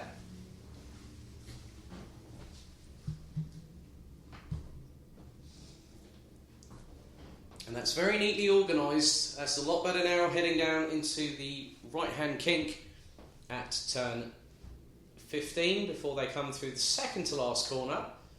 One of the many hairpins we have on the circuit here. Very technical challenge all the way through the circuit, especially from turns 2 and 3 onwards up the hill. So now we go towards the tram lines. Marsh on the left-hand side of your screens at home is on pole. Koskinen from Finland alongside. This looks a lot better. Do we go lights out? We do. And Koskinen is going to get very, very spicy at the front of the field as they head into turn 1 for the very first time.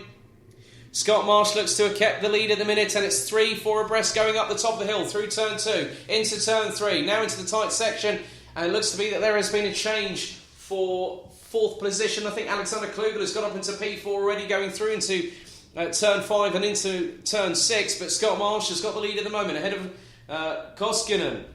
Vilho Atala makes it a finish 2-3 at the minute as they come flying. Well, no, I don't think so. That looks to be Atala that's got past Koskinen for second place.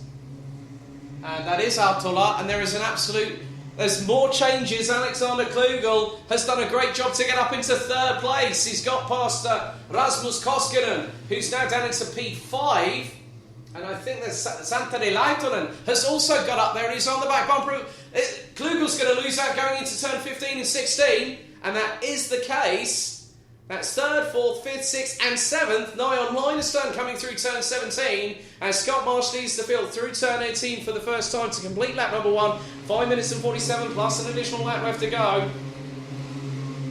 So it's Marsh, Artola, Stout, Karel Stout from Belgium up into P3. Nice work from the young Belgian, starting from 4th place as the 2 leaders now breaking away as Alexander Klugel pounces up the inside of Karel Stout into turn 5, now down into the descent into turn 6, up the hill, turn 7, it's side by side for 3rd, up towards turn 8. Karel Stout makes the move. Karel Stout makes the move back, I think, into P3, down the hill through turn 9, and Koskinen right on the back bumper of Alexander Klugel. This is absolutely incredible action. This is the equivalent of cadets in the UK, and they are putting on a show. It's side by side between Campos and Laitonen, and Campos goes up the inside for B6 into turn 12. And the whole field looks to still be circulating with Paulson at the back part of the field behind Garcia Diaz. But the battle for 3rd clearly not over quite yet. It looks like Stout is, I think Klugel's got past Karel Stout once again for 3rd place, so that's really heating up.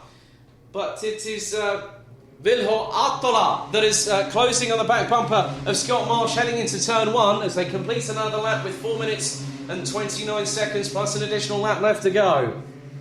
So Scott Marsh just controlling the place, but Artola has got other ideas and wants to go for the victory.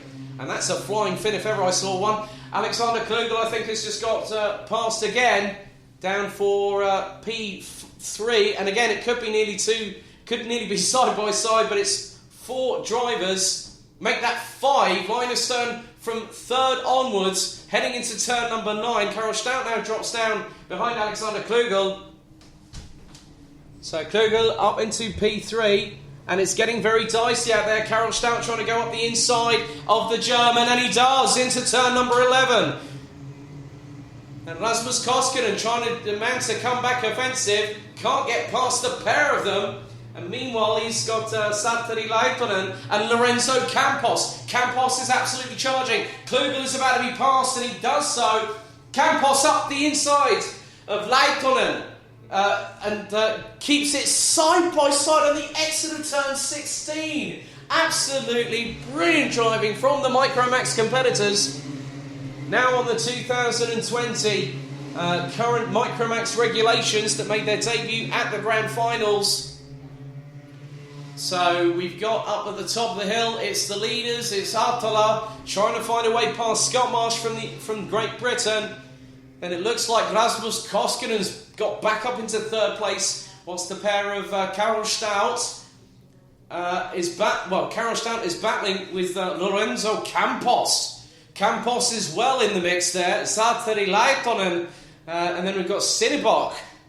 So Sinibok also battling away. A little bit further down the order from them, you've got Zhubimov, Babishek, France and Barros.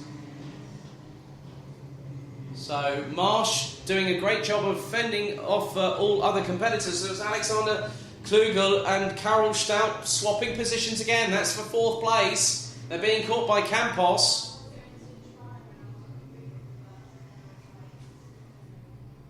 So effectively, Scott Marsh doing a great job for Dan Holland Racing to keep ahead of Vilhol Attola. Then it's Rasmus Koskinen. Then we've got Karel Stout, Alexander Klugel being closed on by Lorenzo Campos. Just keeping an eye on whether that position has changed. It hasn't quite yet, but Campos... No, I think it has. Alexander Klugel has now been dispatched by Campos, but then returns the favour going through into turn number 5. As they approach turn 6, 7, now into the right-hander at 8. They go down the hill.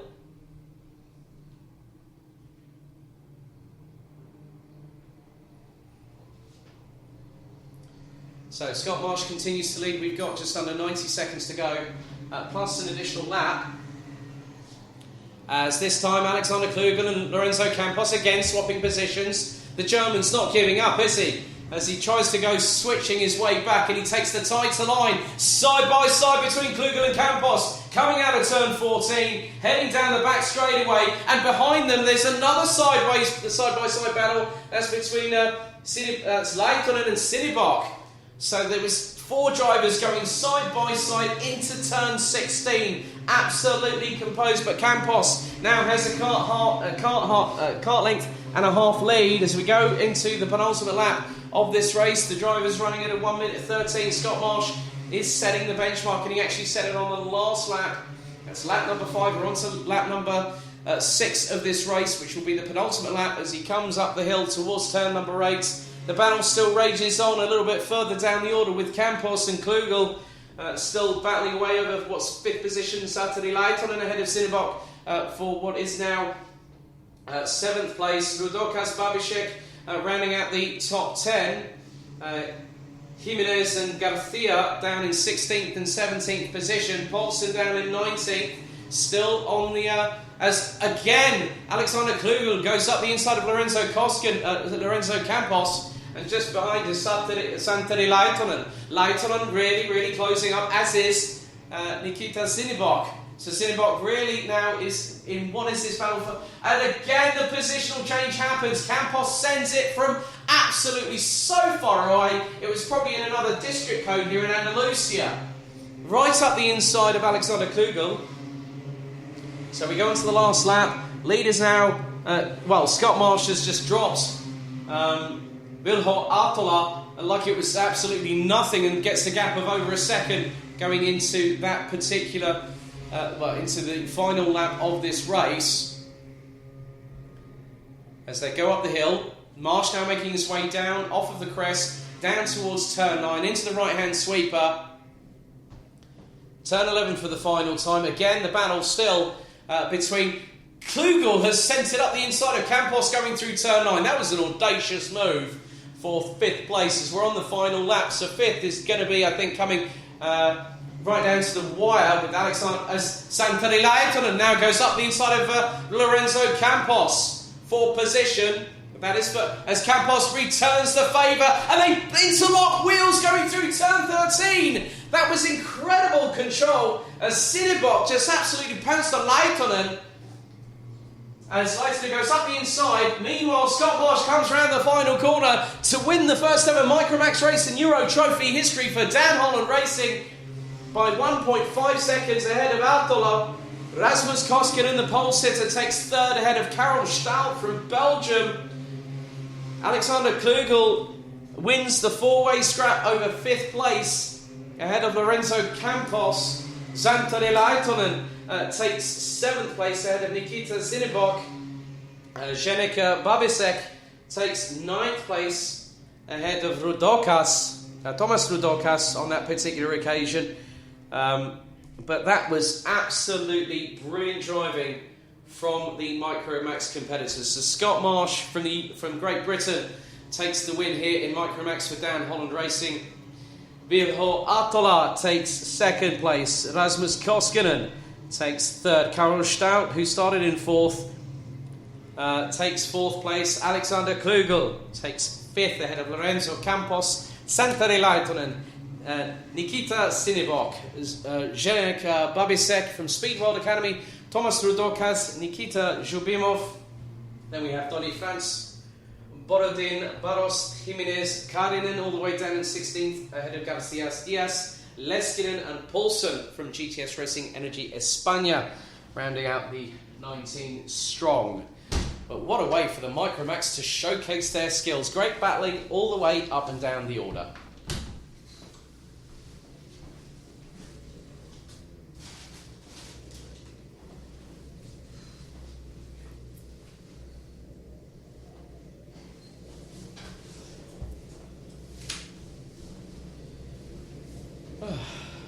Well, that was an interesting Micromax race. I've really been looking forward to having them as part of the Euro Trophy. Now we've got it, and that was a pretty good race there. Some good side-by-side action going into turn 16, Sarah, through the likes of Klugel, Campos, Laitonen and Zinibok. I mean, that was forget what Scott Marsh was doing at the front of the field. The bottom half of the top 10 was just absolutely brilliant.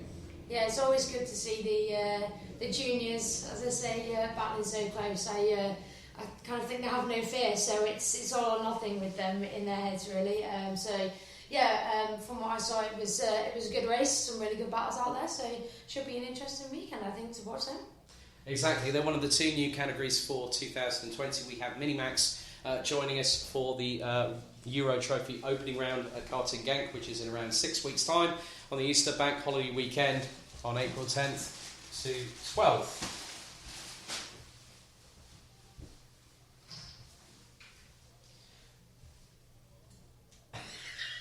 Yes, thank you very much, Mr. Modet. Tidy darts, my friend, tidy darts. A big thank you to everyone that is commenting on Facebook at the moment. Hello to Piotrek Sodersky, Mad Max Sodersky's dad. Yeah, Mad Max, not as in Mel Gibson, but a young Dutch driver that I've been keeping my eyes on in the B&L karting series. Looking forward to seeing you both in 2 weeks' time at the Home of Champions.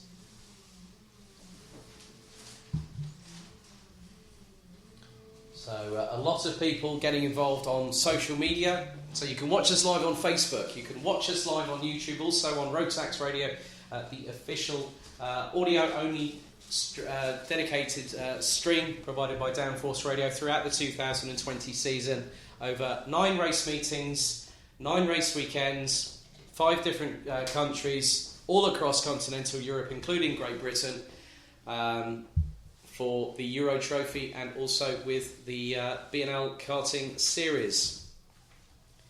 So we now go into the first of 2 gearbox classes in the Euro Trophy. We have the DD2 class here with us this weekend. 34 drivers in total, 16 different nationalities, and the biggest country represented is the Netherlands with 4 drivers in this class. After this we will go into DD2 Masters. DD2s, they'll be running on the D5 CIK Mojo tyres, which are provided through the parent company Heidenau. A fantastic association between BRP Rotax and also through Mojo, and it is the official tyre of the Grand Finals. 1,200 sets of these tyres were used, as in the Mojo tyres themselves, were used at the Rotax Max Challenge Grand Finals at Circuito Internacional in Napoli in Sarno, southern Italy. between the 19th and the 26th of October last year. 360 drivers, not including the 10 DEKM drivers as well. I've been told some interesting news about the final round of the Euro Trophy, that the age range has been slightly lowered. I think it's for 2006, if you are looking to enter into the DEKM, you could actually be participating in the season finale of the Rotax Max Challenge Euro Trophy between the 4th and the 6th of September at the Pro Kart Raceland Circuit in Wackersdorf. Entries are now open at the moment, so head to the official DEKM website to do so.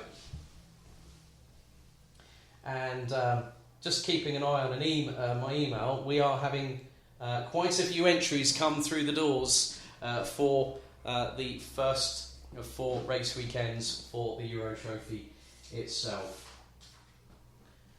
So the sun continues to shine down on us here in Andalusia. Temperature now, just before 12 o'clock, is at 16 degrees. We could be hitting 18 by the lunch break. So we have this.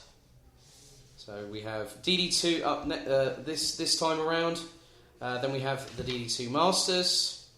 So we'll have Heat 3 for seniors, and then Heat 3 and also Heat 4 for seniors, which will take us through to the lunch break here at Circuito Internacional de Karting Campillos. A big thank you to the team here, one of which is Martin Rivers. A big thank you to him for being part of the team that has made this happen.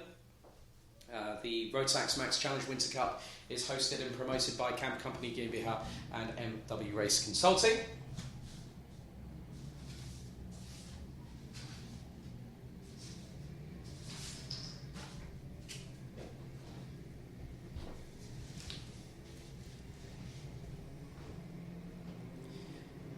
So for the first heat, groups A and B for race 6 of the meeting, DD2 this time, with drivers being of a minimum age of 15 years old.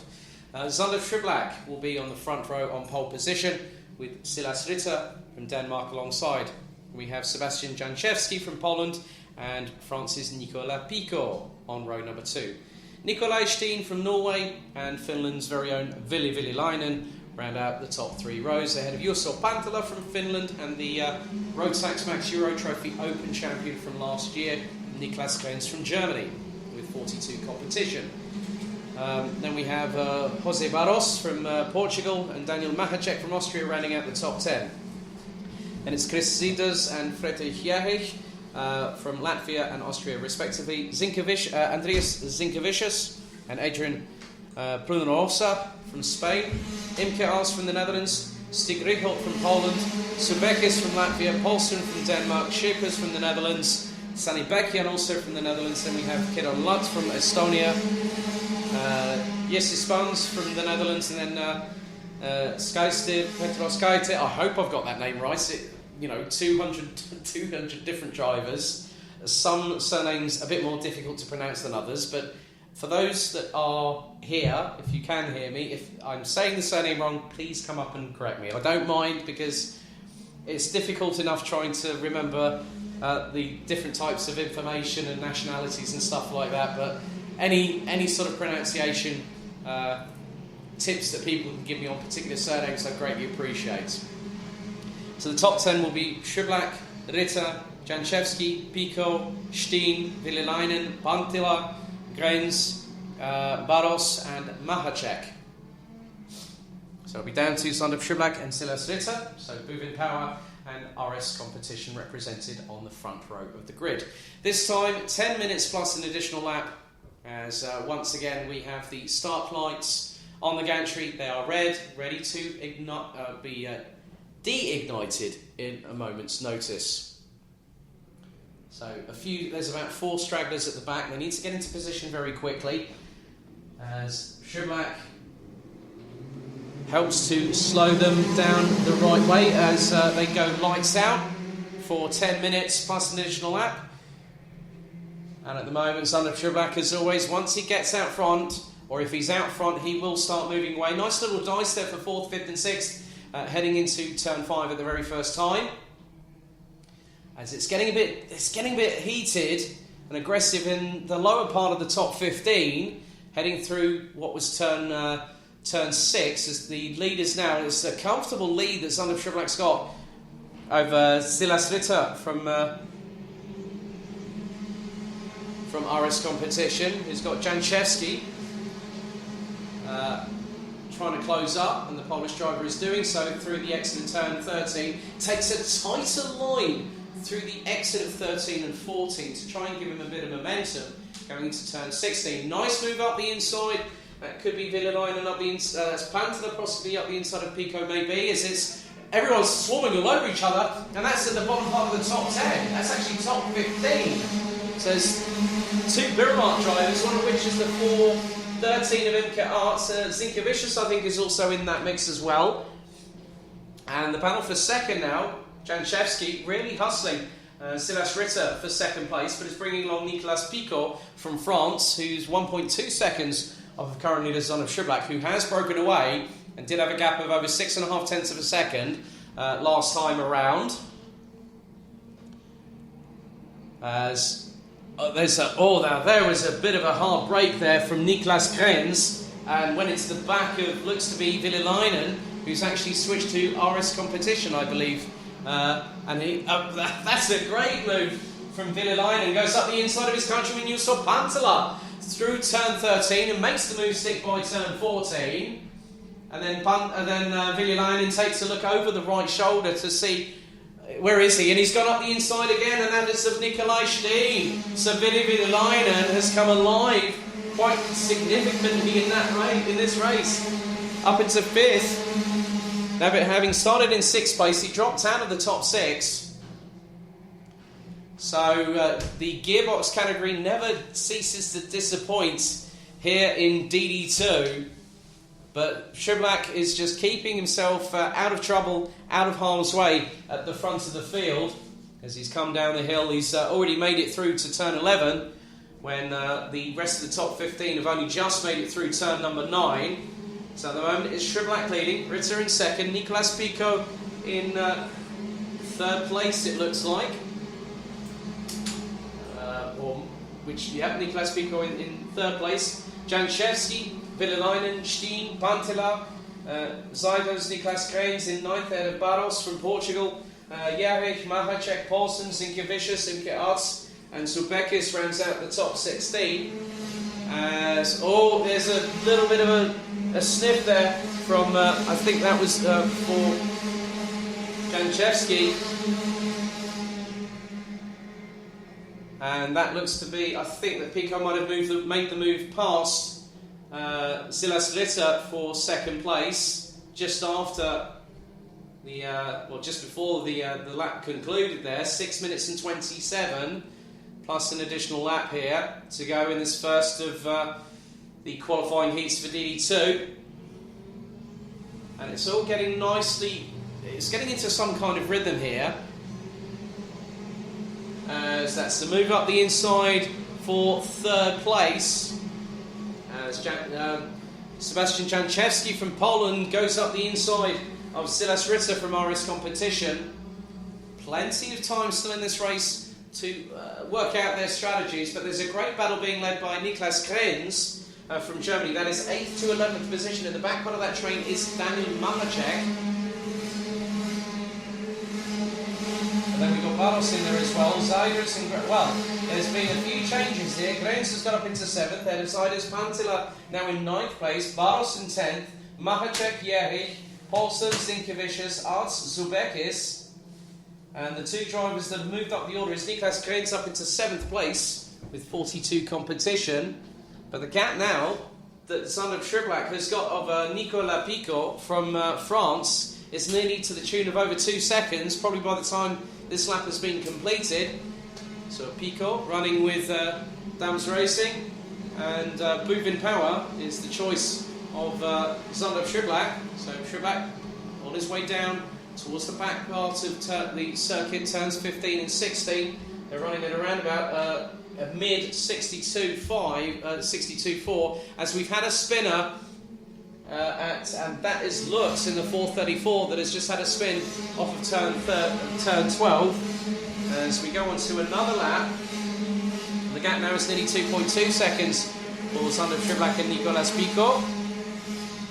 So Pico still keeping within 0.2 of a second of the lap times from Sander Triblack. It was a 19.9 in the first sector the last time round, so Triblack's just done a 20 flat, sector 1, Pico a 20.1, Janchevski a 20 flat, Silas Ritter and Ville Villalainen 20.1 and 20.2 respectively, and it goes no higher than a 20.2 until you hit Daniel Mahacek, who's just done a 20.3 in his first in this particular side of things. So Lutz in the 434 started 21st, drops all the way down to 23rd. So Triblack now will come to complete another lap here, but it's in a 1 minute 2.619, 3 minutes and 43 still to go in this race. As the Rotax Max Evo DD2 engines screwing their way up the rev ranges as they come out the final corner across the start-finish line. Gap now between first and second is 2.4 between Triblack and Pico. Pantela, Jährich, Paulsen, Barros and Subekis have all put in their fastest laps, as has Skeister, Petros Skeister, down in 22nd, and that's a heck of a mouthful for a first and a last name there. But Sander Triblack again with about 3 minutes left of this race to go, plus an additional lap now, making his way down towards the far part of the circuit, now through turn 16. I'm just keeping an eye as it looks as if though the top 7 or 8 drivers are quite literally spread out, and you get to the bottom part of the very bottom of the top 10, and they are all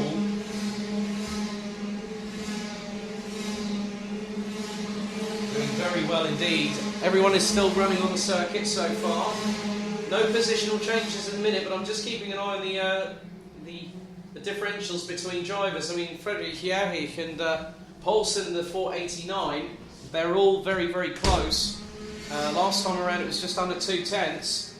Imke Arts is about 3/10 off of Zinkevicius in the 424. That's the battle for 13th place. Subekis could come under pressure from Bruno Orsa, who was actually he was a little bit slower the last time around, just by over a 10th. As Triblack still leading, the gap now just nigh on 2.6 seconds. As it comes through turn 17 and into 18. And there are some drivers getting very, very close. They're really doing some late braking going into turn 16, and that's probably to see Niklas Krins just across the start-finish line. Pantela's just done the same as well. So you've got the likes of Zumbegas, Brunosa, the Shapers. They're all trying to close up on each other to get that little bit closer still, but it's not quite working out just yet. Gap now between Sander Triblack and Nicolas Pico. 2.7 seconds with about 70 seconds on the clock remaining, plus an additional lap still left to go. Peter Skeiter again gets a personal best. No other drivers have done so at the moment, and Sander Triblack is currently running in the 1 minute 2.7 second brackets. Ritter running in the 1 minute 3.1s, 1 minute 2.9s for Janchevski running in third place. So drivers getting their head down, heading down towards turn number 16. So it's a slight right-hand kink into a tight right-hand hairpin before the left at 17, before they go into the sweeping right at 18. And Triblack again will now be on the penultimate lap of this race, the first of 3 heats for the DD2 drivers. So each driver will compete in 2 particular races, or 2 out of the 3 qualifying heats, to put themselves in the best possible position for earlier on, as we've got quite a few drivers. Now that looks to be, I've just seen Triblack going through on my commentary position, then it's Pico, Janchevski, Ritter, then we've got the 404 of Villalainen, then we've got the 491 of Niklas Steen, then Niklas Krens, Seiders, then it's Panther, Machacek, Jährich and Poulsen. That is now the battle that could really intensify very shortly, but we are now on the penultimate lap of this race. So 10 minutes has expired. So I'm not sure if that goes into the final lap. Nico crosses the line and there's nearly 3 seconds adrift. But then it looks like there has been a change a little bit further down the order. And Daniel Machacek has lost out to Frederick Jährich, who sent it up the inside of the Austrian going through turn 18. That was a really, really good job there from the 4.03 to get past on the final corner of the penultimate lap.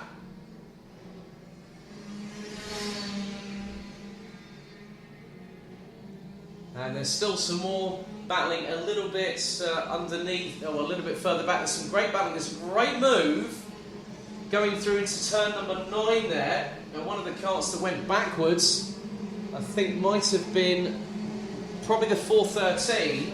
And that is Imke Arts, who's running on a Birrell chassis. And just up ahead is, I think that could, I'm not too sure, that could have been Victor Poulsen. Poulsen, I think, has actually got past. But in the meantime, the race victory has been secured by Zander Schiblak from Belgium. Nicolas Pico takes second place. Sebastian Janchevsky takes third place ahead of Silas Ritter in the 444. Willi Leinen started in 6th place and finished in 5th ahead of Nikolai Steen. Niklas Krains was a little bit in the trenches there, but still came through to finish in 7th place ahead of Seiders with Pantela and Friedrich Jährich rounding out the top 10, who stole 10th position from Daniel Machacek from Austria on the last corner of the penultimate lap of the race. Zinkiewicz and Poulsen, Arts and Barros round out the top 15 ahead of Subekis. Richard Subekis from RM Latvia. Adrian Prunosa from TD Kart Racing Marlon Kart. Luke Shapers from the Netherlands in 18th place, followed by Alexander Zadibekian in 19th. Stig Riholt in P20 ahead of Jesse Spans with Skaisti, Petro Skaisti in 22nd, and Birla Baltics, Keedon Luck from Estonia, who had a spin towards the tail end of the race, finishing in 23rd.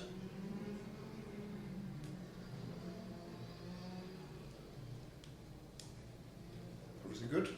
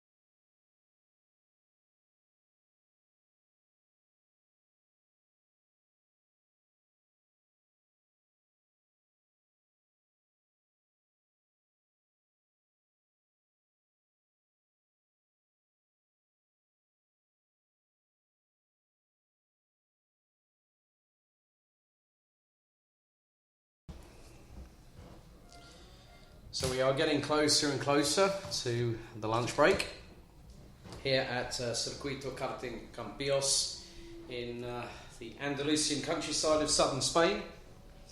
A big thank you to Conrad Bayer, who is on this particular race. He came up and spoke to me last night and said he's going to get, he's mullered a few of the curbs this week. He was out here since earlier on this week, I think Monday, if memory serves me correctly. And he said, he messaged me this morning just as I went live on air, and he said, the ribs still hurt, I'm still going to give it a go. But we've got quite a good field in this one. I'm always excited about DD2 Masters, and good to see that there's going to be a bit of Belgian flair in this, because there's two drivers that are in their Team Belgium Grand Finals race suits, most notably Karl Klebold, and of course, as per his t-shirt, the man, the legend, Mr. Christoph Adams, 14-time Rotax Grand Finals competitors. He's competed in that. So Christoph just putting on his race helmet, ready to get into the kart.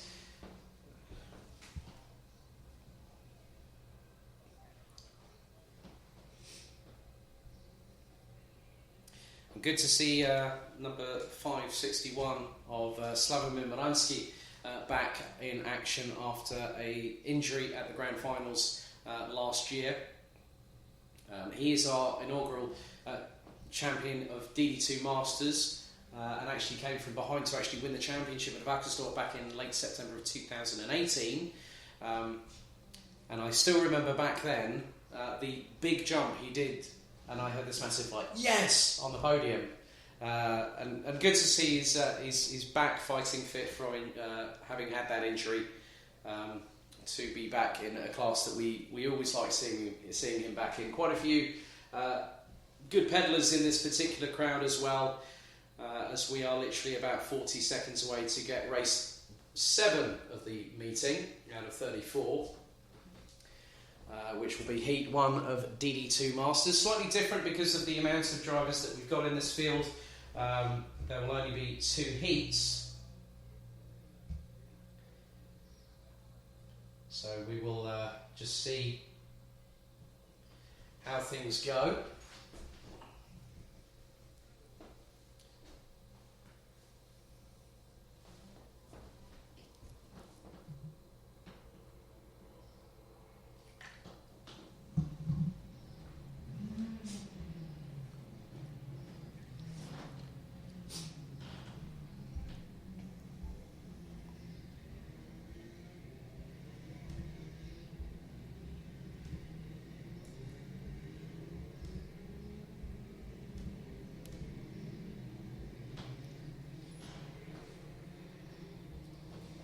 So DD2 Masters, Heat 1, Race 7 of the meeting. On pole position, the 561 of Poland's Slavomir Moransky.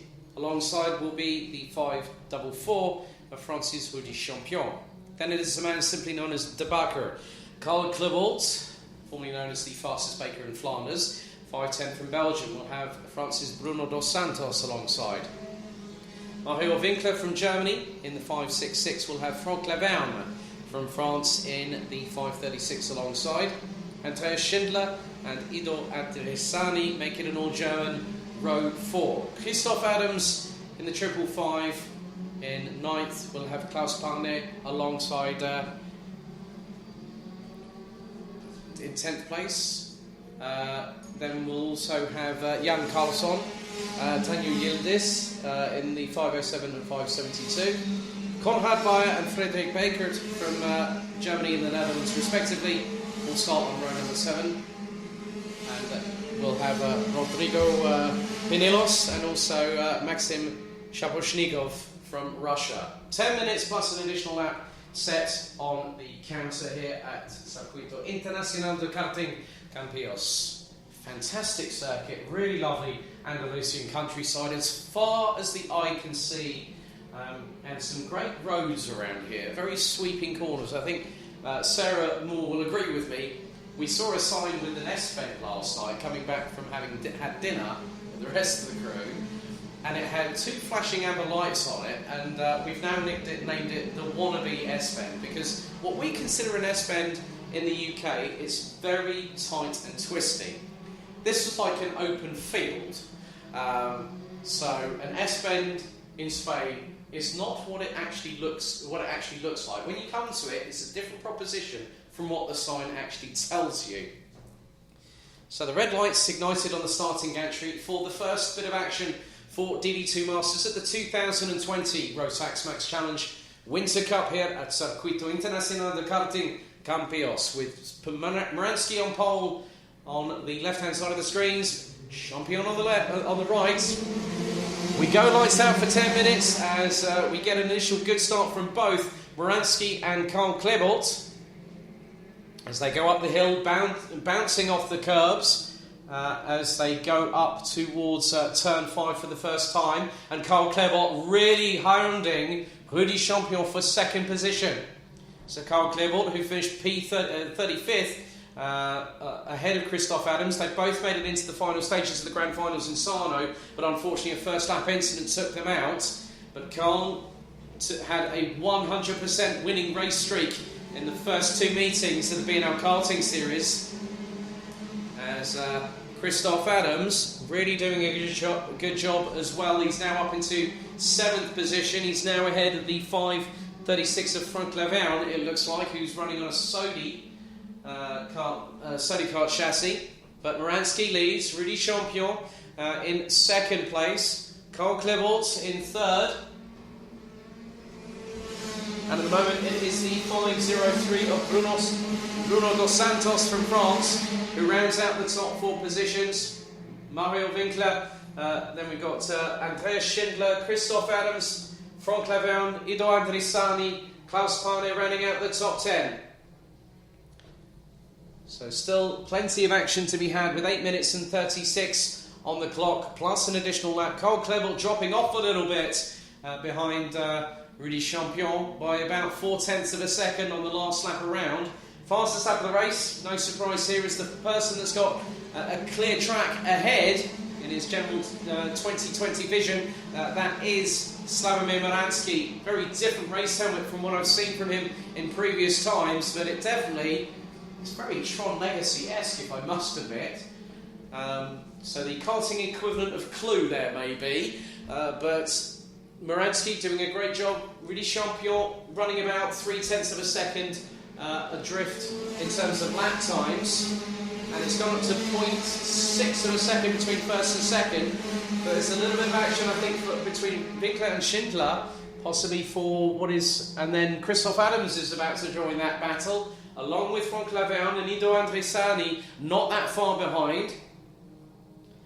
So you can just see as they're wrestling with the curbs here, as Bruno Dos Santos goes absolutely...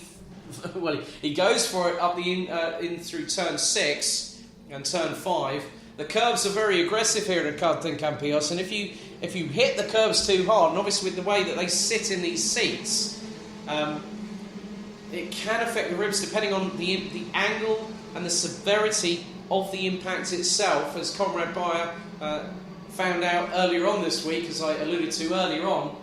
But Slavomir Moransky continues to lead. We've got 7 minutes plus an additional lap left to go on this particular race. The first of 2 heats for DD2 Masters. So we'll find out how things proceed after the intermediate classification, which will be released on the official results this evening. All results that are being called today are provisional, pending any sporting and technical regulatory checks. As there's a nice move up the inside.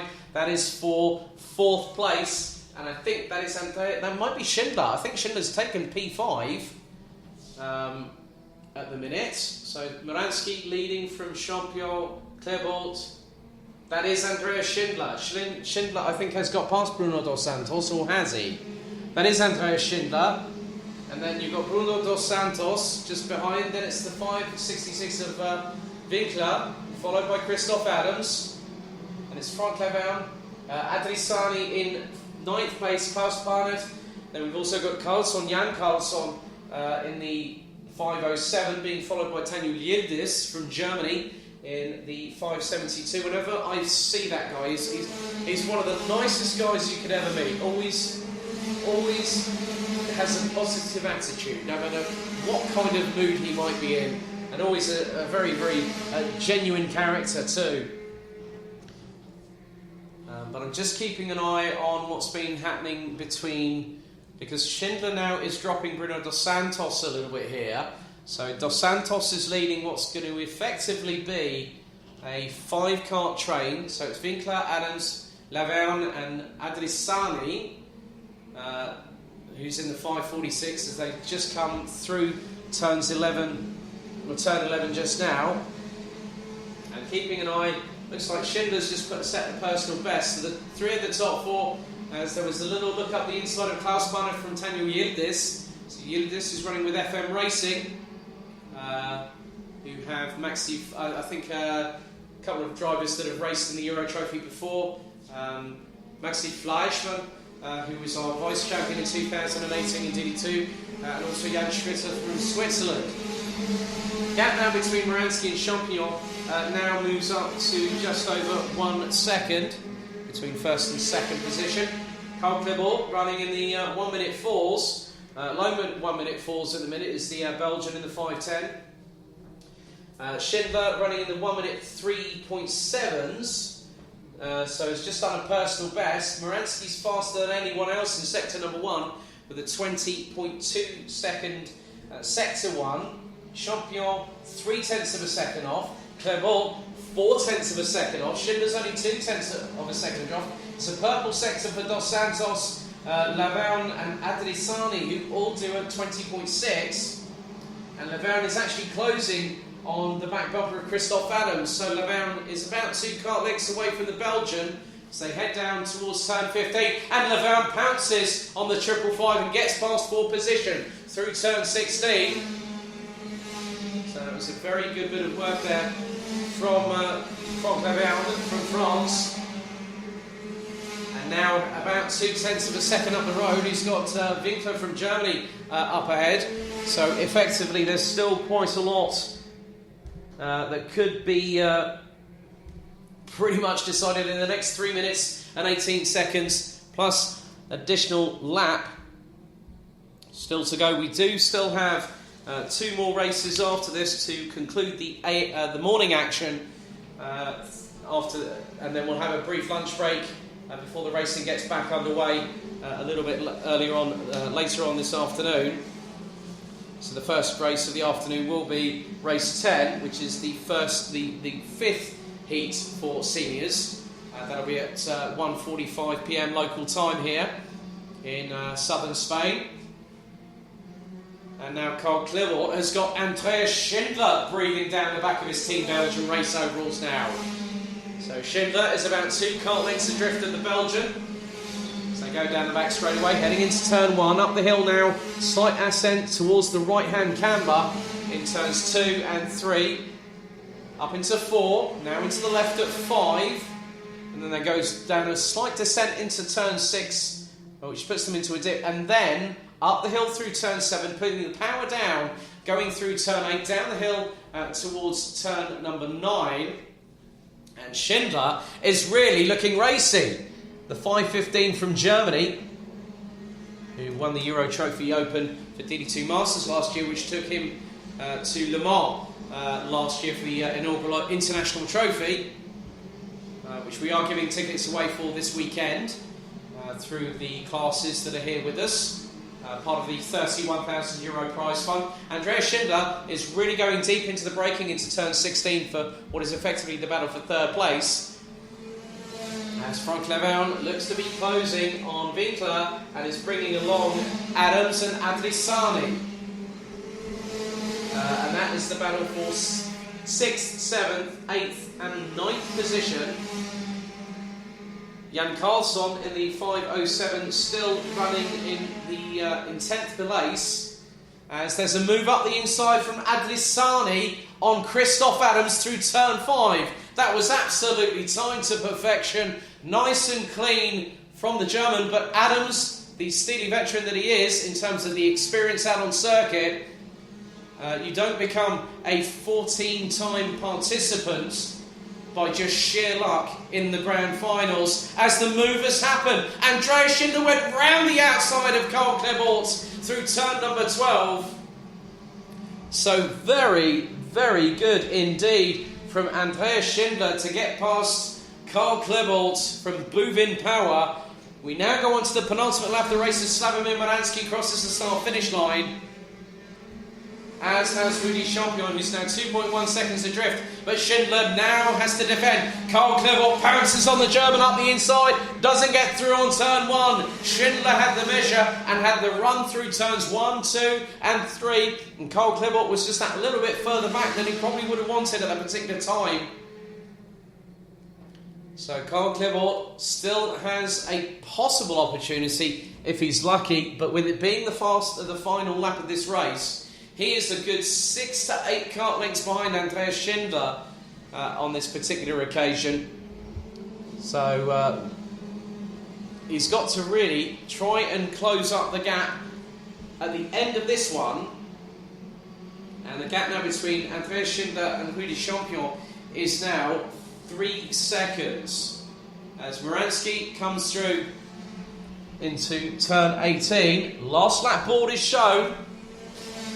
So Moransky goes on to last lap as he's now extended the gap by nearly a tenth over Rudy Champion. Schindler has got 6/10 of daylight between himself and Karl Klebert as they make their way up the hill through turns 3, 4, 5, now down the slight dip into 6, and then through the triple right, which is 7, up the hill, putting the power down, through the crest at 8, and then down the descent into turn 9, another right-hand sweeper before they fly their way down into turn 10 before whacking on the brakes, hitting the apex into turn 11, a short blast up to turn 12, which Andreas Schindler is doing right now as Slavomir Moransky exits the apex of turn number 14. Down the back straightaway goes the pole from 46 team.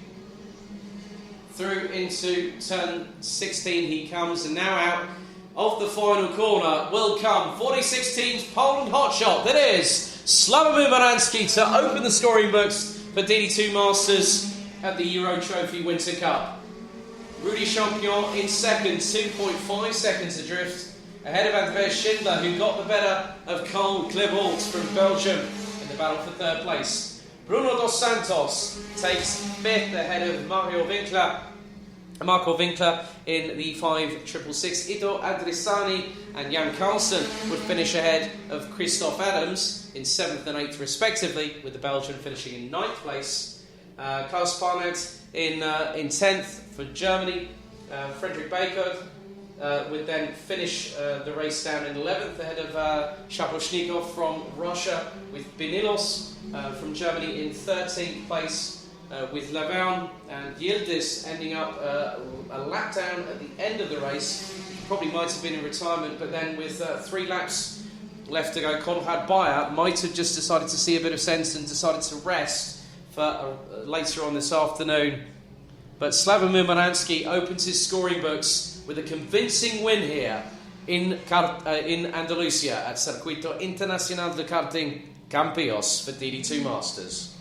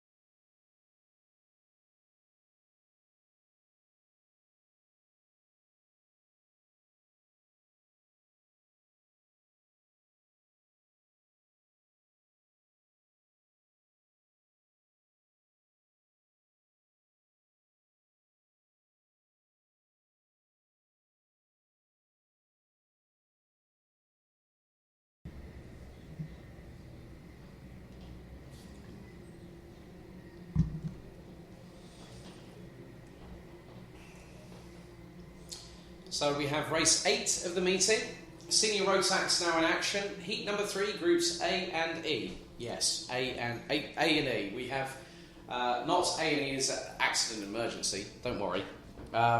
So the lineup is as follows: as Juho Valtonen will start on pole position alongside Hungary's Zombar Kovacs. Then we have Linus Hansen from Germany with Karting, and also KR Sports Ehad Turka. Good to briefly see him this morning at breakfast. Then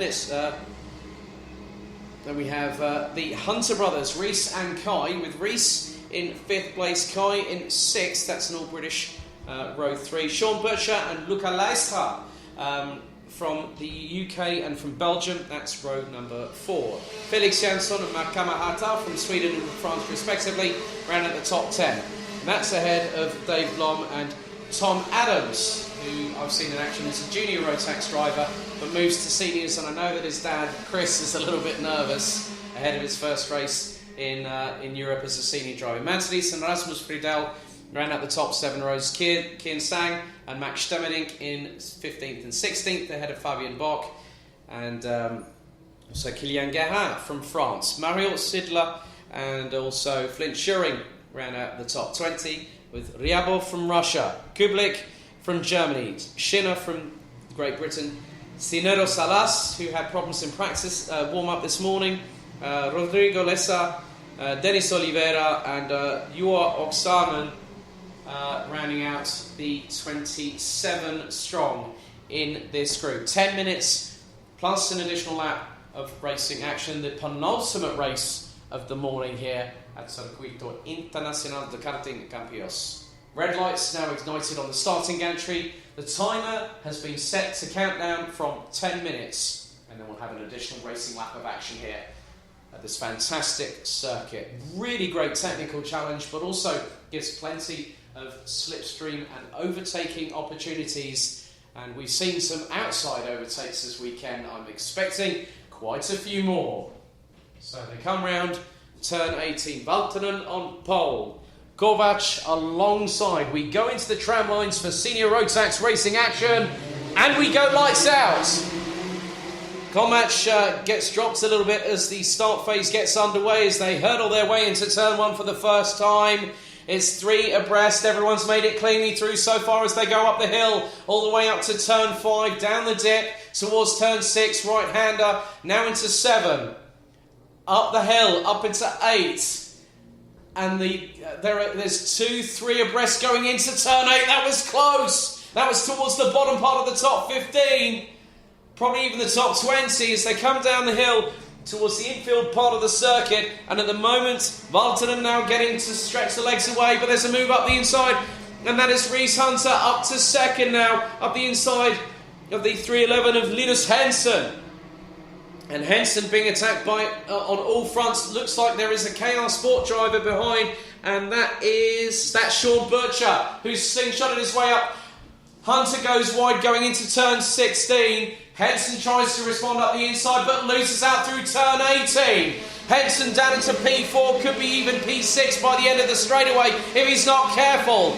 8 minutes and 50 plus an additional lap. Valtonen's got the run, as there's a definitive issue there for Linus Henson. Ran a bit wide coming up the hill and lost a handful of places, managing to battle his way through turn 6. It's possibly going to be 2 to 3 abreast towards the bottom part of the top 12 as they come down the hill into turn 9. Valtonen has a 7/10 of a second advantage. It was Reese Hunter, it is now Sean Butcher. And just behind them is the 371 of Zombar Kovac. So Kovac rounding out the top 5 positions at the minute. Well, it was the 5 positions, it's now the top 4. I think that might be the 385 Felix Jansson, who started in P9, now up into what is P5. Possibly, but they come across the start-finish line. Valtonen leads. Butcher only less than half a second adrift of the Finn. Reese Hunter now up into P3. Kovac, Jansson, Turka from Turkey, the sole Turkish competitor, started P4, now into P6. Then it's Kai Hunter in 7th place. Then we got the 370. Dave Blom up from 11th to P8. Linus Hansen and Mads Ries round out the top 10. Leaders now coming through into turn 12. So I'm just keeping an eye on just how many of them they are literally line astern. Top 4, top 6, top 8, 10, 12, 14. Pretty much the top 20 are absolutely covered by absolutely nothing. 6.3 seconds. And there has been a retirement. Unfortunately, Kim Leon Kublik in the 377 is no longer running in this race. So I don't think even took the start. But Juho Valtonen has now got Sean Butcher chasing him down. The gap was less than half a second. It's now 3/10. And Kovac has just signalled to Reese Hunter, let's get after the 2 leaders. Don't fight me. Don't fight me. Let's go after the 2 in front. So, but the thing is, you can say that to a driver. Whether they decide they want to do that is another matter entirely. And it looks by the driving style through turn 8 and down into 9, Hunter is not wanting to, let's just say, work together with Zsombor Kovac. There's a driver can say to somebody else, yeah, let's work together. But then there's the other side of the coin where the other party has been requested to maybe do something, has gone, well, I'll only do it if it benefits me. As Kovac will now punch a hole through the dirty air for Reese Hunter to catch up in the braking zone. And the benefit for this for Hunter is that he's going to have to use less throttle. So Kovac is doing all the work up in front. As again, it's very interesting at the front. And Casey's taken the lead from Valtonen. Butcher took the lead from Valtonen there. I keep on getting confused with the amount of KR Sport drivers' liveries I've seen this weekend already. And we're not even into the lunch break yet. So, good work by Sean Butcher. He had the run on Valtonen coming out of the final corner up towards turn 1 and just made the move stick. Dave Blom up into P7 from P11, but Butcher is not going to be out of the wilderness yet. There is still time on the clock. We're now halfway through this penultimate race of the morning's action here for the 2020 Rotax Max Challenge Winter Cup. So, the top 9 drivers. There's been a change for 8 though. Linus Hansen gets up the inside of Jansson. So that's a great job there by the German, starting to recover back. But he's still got a lot of work in the next 4 minutes and 36 seconds plus an additional lap. So Butcher now has a lead of over nearly 0.3 of a second over Juho Valtonen, who started from pole position. Unfortunately, we've had Flint Schuring retire from this race. Ryabov also now has parked it, so we're down to 24 senior Rotax competitors here with 4 minutes and 15 plus an additional lap. Butcher still has to fight for this, and Juho Valtonen, as we saw in Valtonen's first battle, along with Matilda Olsson, in the very first heat of the day when we went live at 20 past 10 this morning, local time, he's got his second win back. So probably, the thing is that the drivers have to strategise with the 2 sets of race tyres they have here this weekend. And that has shown the difference as we're going to have a move up the inside. That is Turka, I think, up the inside of Hunter, who's now switched back and changed the position. So great battle. And the Hunter brothers are going to be nearly line astern, but Erhard Turka is in the middle of a Hunter sandwich for the minute, but not quite yet, because it's now Hunter's 5 and 6. And that is Reese ahead of Kai. Kai actually took part in last year's grand finals in the DD2 class because he was actually of the minimum age requirement. So the 2 Hunter brothers know each other very, very well. They're practically siblings, let's just say. So effectively, we have that kind of dynamic. So what we'll do is we'll see how they work together. So at the minute, Sean Butcher still doing a great job keeping the likes of Juho Valtonen and Zsombor Kovac at bay. Ehad Turkan now up into 4th place as they come around the final corner. But the two Hunter brothers are being caught. And that is Dave Blom, who started in 11th position. And we got a 5-second penalty issued. And that is 3:09. Rasmus Friedel, 5-second penalty there. So Friedel running in 19th position. That'll put him pretty much classified as 24th and stone dead last once we cross the finish line in about 3 or so minutes' time. Drivers coming down the hill. Looks like the Hunter brothers have been split, and that is the case as the 370 of Dave Blom now up into 6th position. So he's ahead of Kai. He's got Reese just up ahead. So Butcher leads. We still have running order. It's Valtonen, Kovac, Circa. Circa. We've then got. It looks like Kai has got ahead of Reese, I believe. So we'll find out.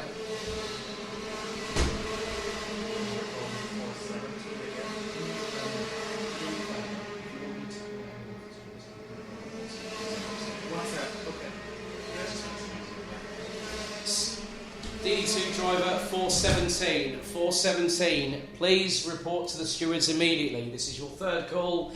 Driver number 417, DD2, please head to the stewards immediately. 60 seconds on the clock, still to go here.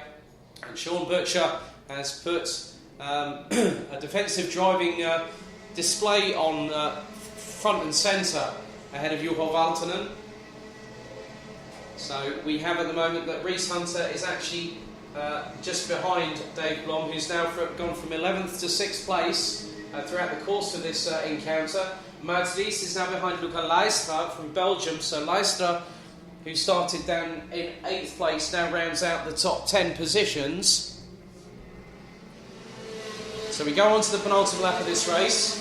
3 confirmed retirements: Ryabov, Flintschuring and Kim Leon Kublik.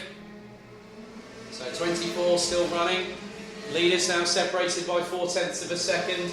Rounding out the top 15, it's Mads Lies, Tom Adams, Max Stevendink, Kian Sang and Mario Sidler that are rounding out the top 15. Fabian Bock just outside of that is about 3.5 seconds away from Mario Sidler. Gerhan, one of the rookies, down in 17th ahead of Jose Luis Sinero Salas, who has been given a second lifeline through an anonymous sponsor that gave him a new Kart Republic chassis just literally the other day. I think it was Thursday that he received it.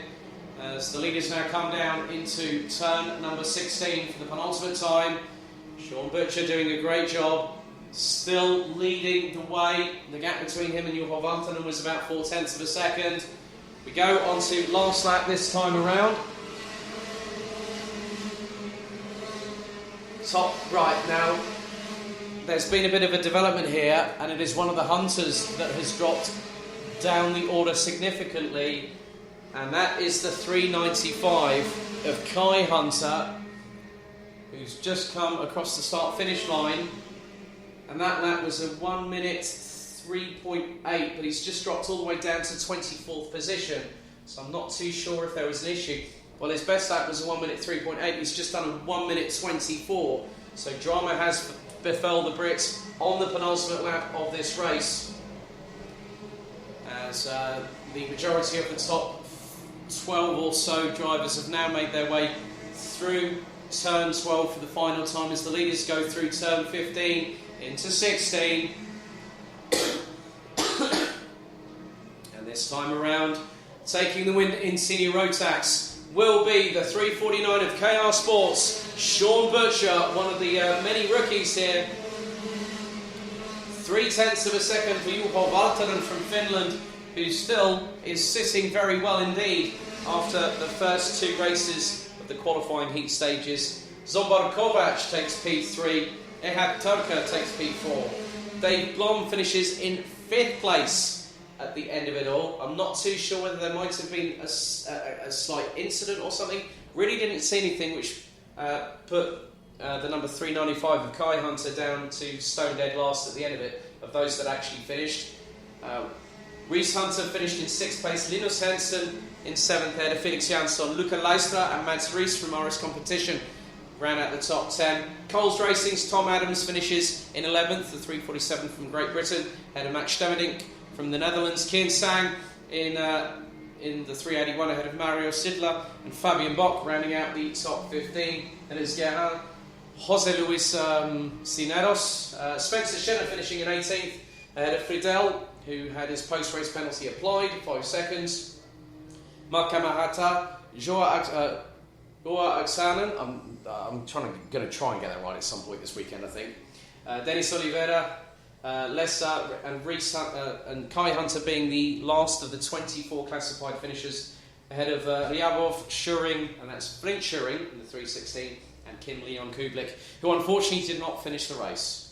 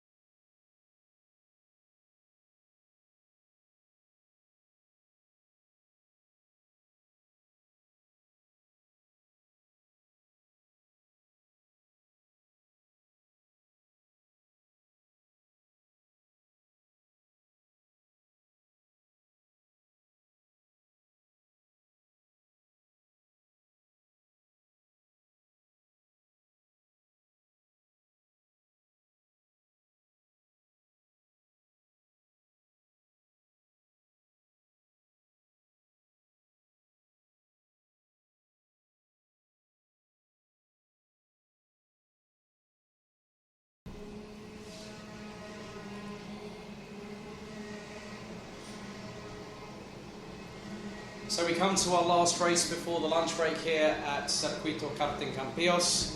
Race 9 of the meeting, Senior Rotax, Heat 4, Groups B and C. The front row will be comprised of Sweden's very own Matilda Olsson and Guilherme de Oliveira from Portugal. Lewis Gilbert and Dean McDonald will round out row number 2 ahead of Tom Edmonds and Philip Vava from Spain as they go on to the formation lap. Andreas Hebert and Elia Galvano from France and Italy round out the top 8 ahead of Eduardo Kositen and Maxim Turiev from Russia. Charlie Turner and Tima Iroshin from Russia round out the 6th row ahead of Storm Brewer and Tim Mikametz from Germany.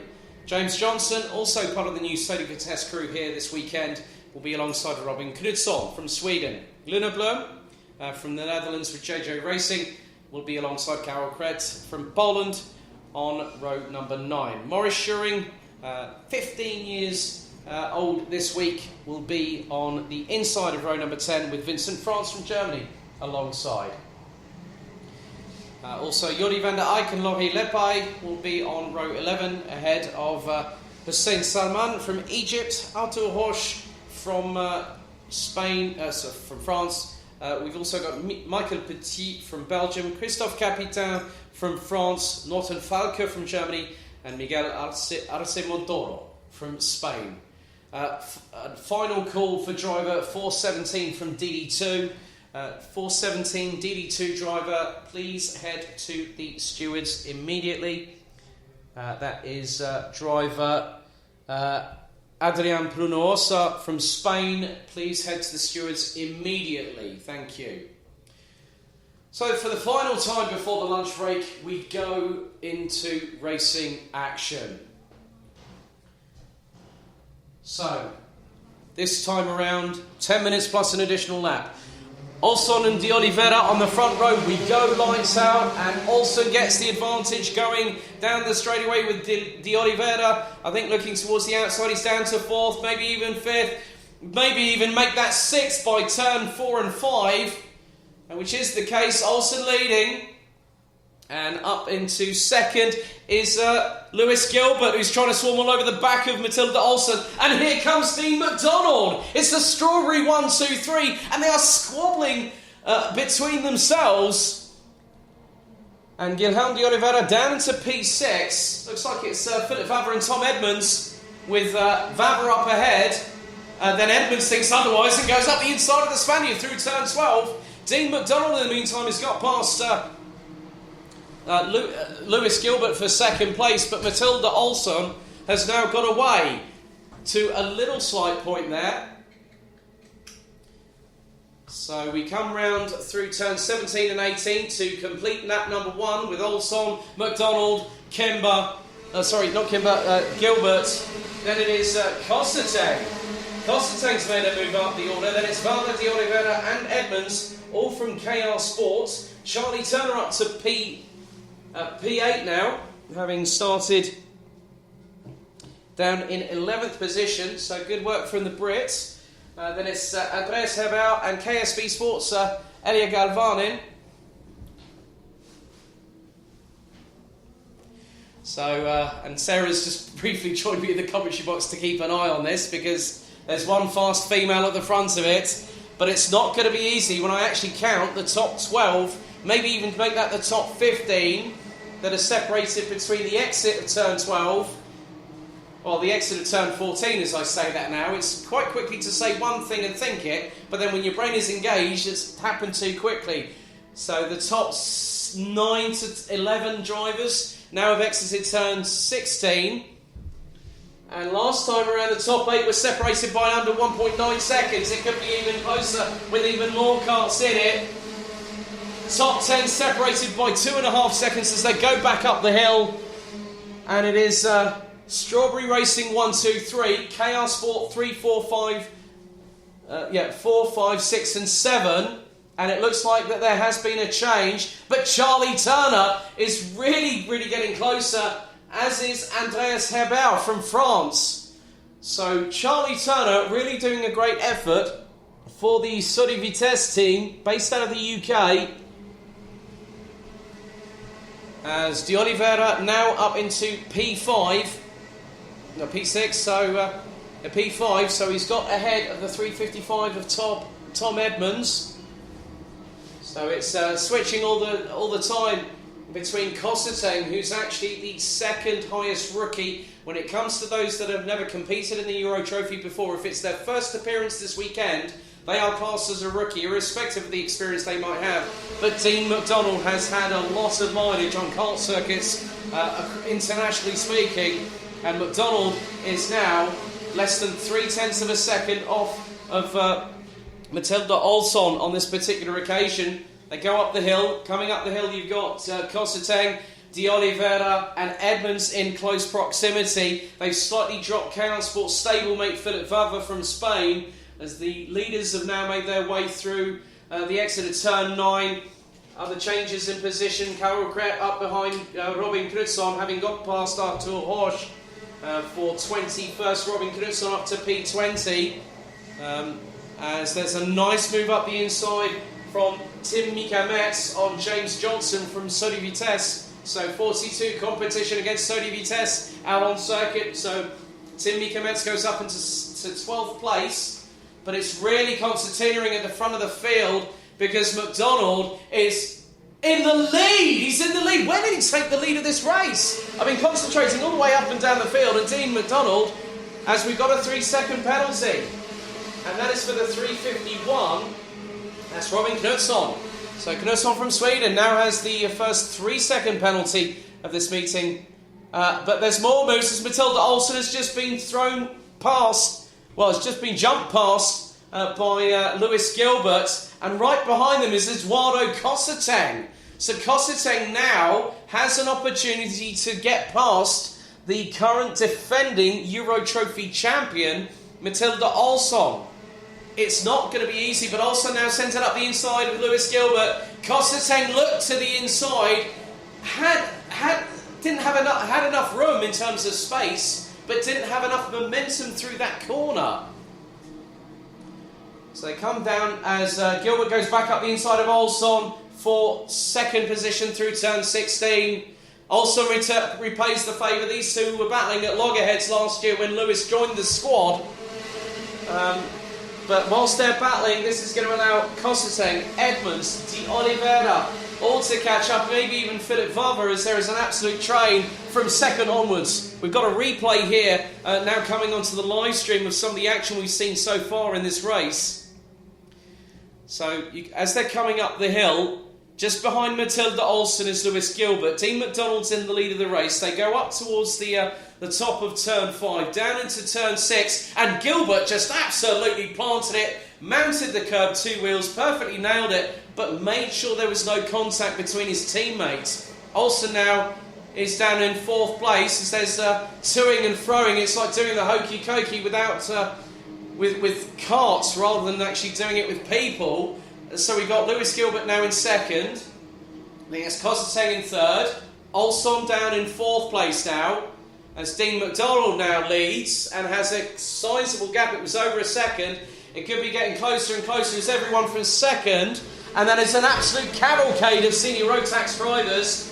That's from 2nd to 11th. We've had a black and white flag shown to 3:05. And that is De Oliveira, currently running in 6th position. Gap now is nearly 2 seconds between 1st and 2nd position.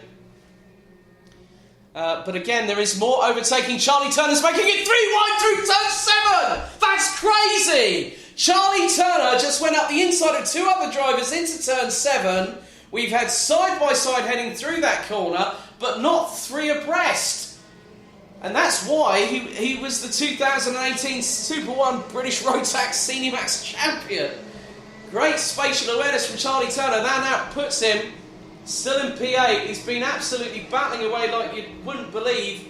It's a learning experience for Sodi Vitesse this weekend, but they will learn from it, and the performances that Brad Barrett, James Johnson and also Charlie Turner will help the team to develop.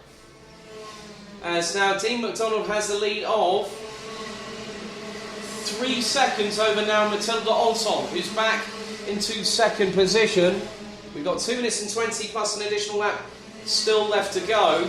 Lewis Gilbert in the meantime has actually ended up down in 10th, so there's been a bit of a drama for Lewis Gilbert, so he was running with Matilda Olson and also Eduardo Cosseteng.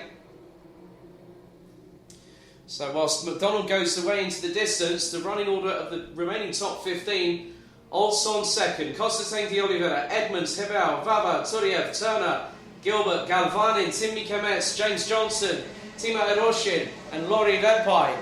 I've got to ask you something here, Sarah. That's been... you said senior Rotax was the category you were looking forward to, but this is just an absolute brilliant display, isn't it? Yeah, watching Matilda in her first heat this morning, obviously she came away with the win. She's got a bit more tough in this race, so it's interesting to see it switching up a little bit. It's quite interesting how the pendulum swings. I mean, Charlie Turner, I think, doing one of the best three wide, and we haven't seen three wide going through turns 7 and 8. And Charlie has just put the cat amongst the pigeons and said, "There's room. I'm going to do it." And he pulled off the manoeuvre. I would doff my cap, but I might have to doff your cap instead. But yeah, that was a really good job from him on that one. It was, yeah. Charlie's doing a fantastic job, and like you say, it just goes to show the reason why he's a champion. Yeah. So we get into the last 60 seconds plus an additional lap, and there is still battles yet to be decided. Matilda Olson has got away from the 3-3-8 of Cosseteng, so effectively he's now got... as there's more drivers just tripping all over each other, as Tim Mikametz is still ahead of James Johnson, Eroshin down in 14th.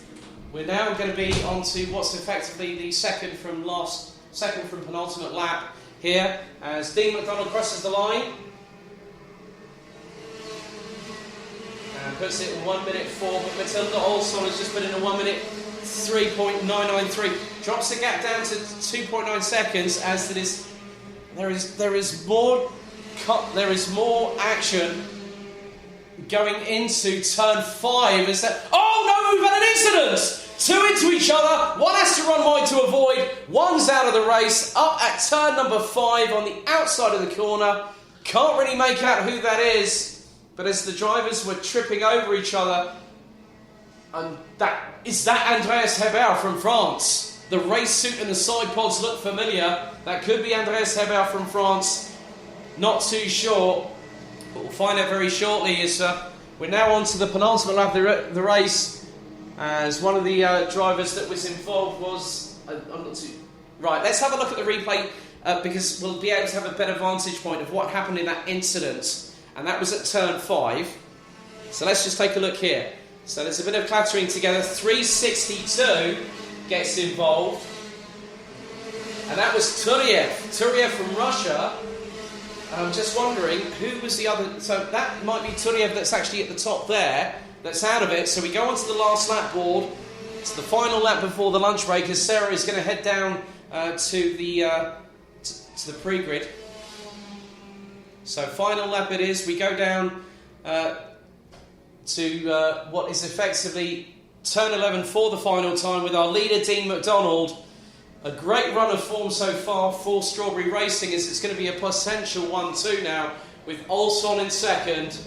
Then we got Cosseteng. Tom Edmonds is the third highest placed rookie, and I use the word rookie when it comes to Dean McDonald in a very loose sense, but he comes around turn 16 for the final time. Through into the left at 17, and it's another win for Strawberry Racing, as the 384 of Dean McDonald takes the checkered flag in Senior Rotax Heat 4 Groups B and C. Matilda Olson makes it a Strawberry 1-2, taking another top 2 finish for the young lady from Uppsala in Sweden by 2.351 seconds. Eduardo Cosseteng, second highest placed rookie in terms of Euro Trophy appearances, ahead of Tom Edmonds from KR Sport. Guilherme de Oliveira in 5th place, ahead of Philip Vava. Charlie Turner takes 7th at the end of that, ahead of Lewis Gilbert. Tim Mikametz and Elia Galvanin from KSB Sport, representing Italy, completes the top 10. And it's James Johnson, Timo Eroshin that finishes in 12th, ahead of Lori Repai. Luna Blum, Robin Cruson, who got a 3-second penalty, is classed as 15th.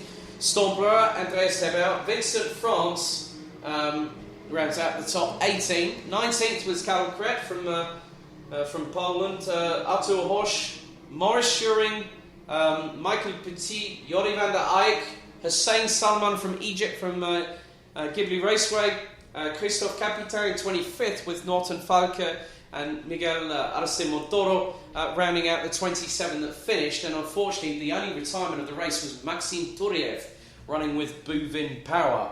And that completes the racing action for what's been an interesting first half of the day here at Circuito Karting Campillos in Andalusia.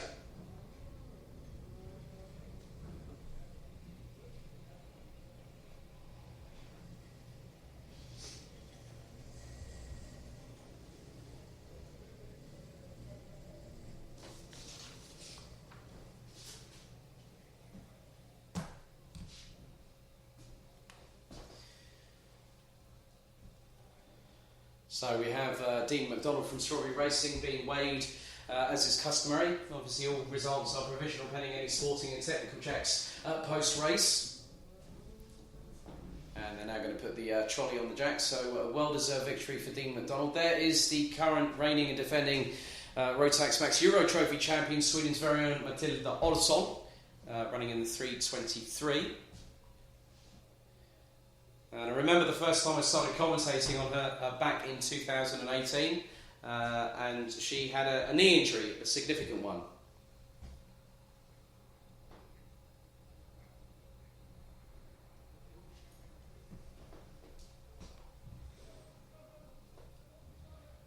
So they're just about to get everyone going.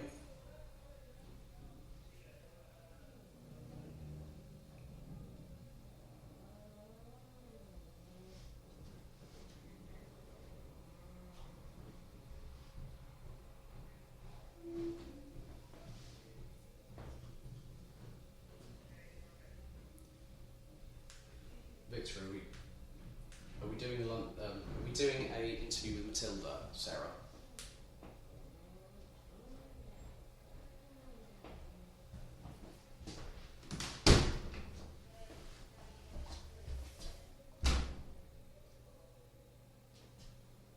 Okay, I'll close it off. Yeah, Victor, I'll close off the stream now for lunch. Okay.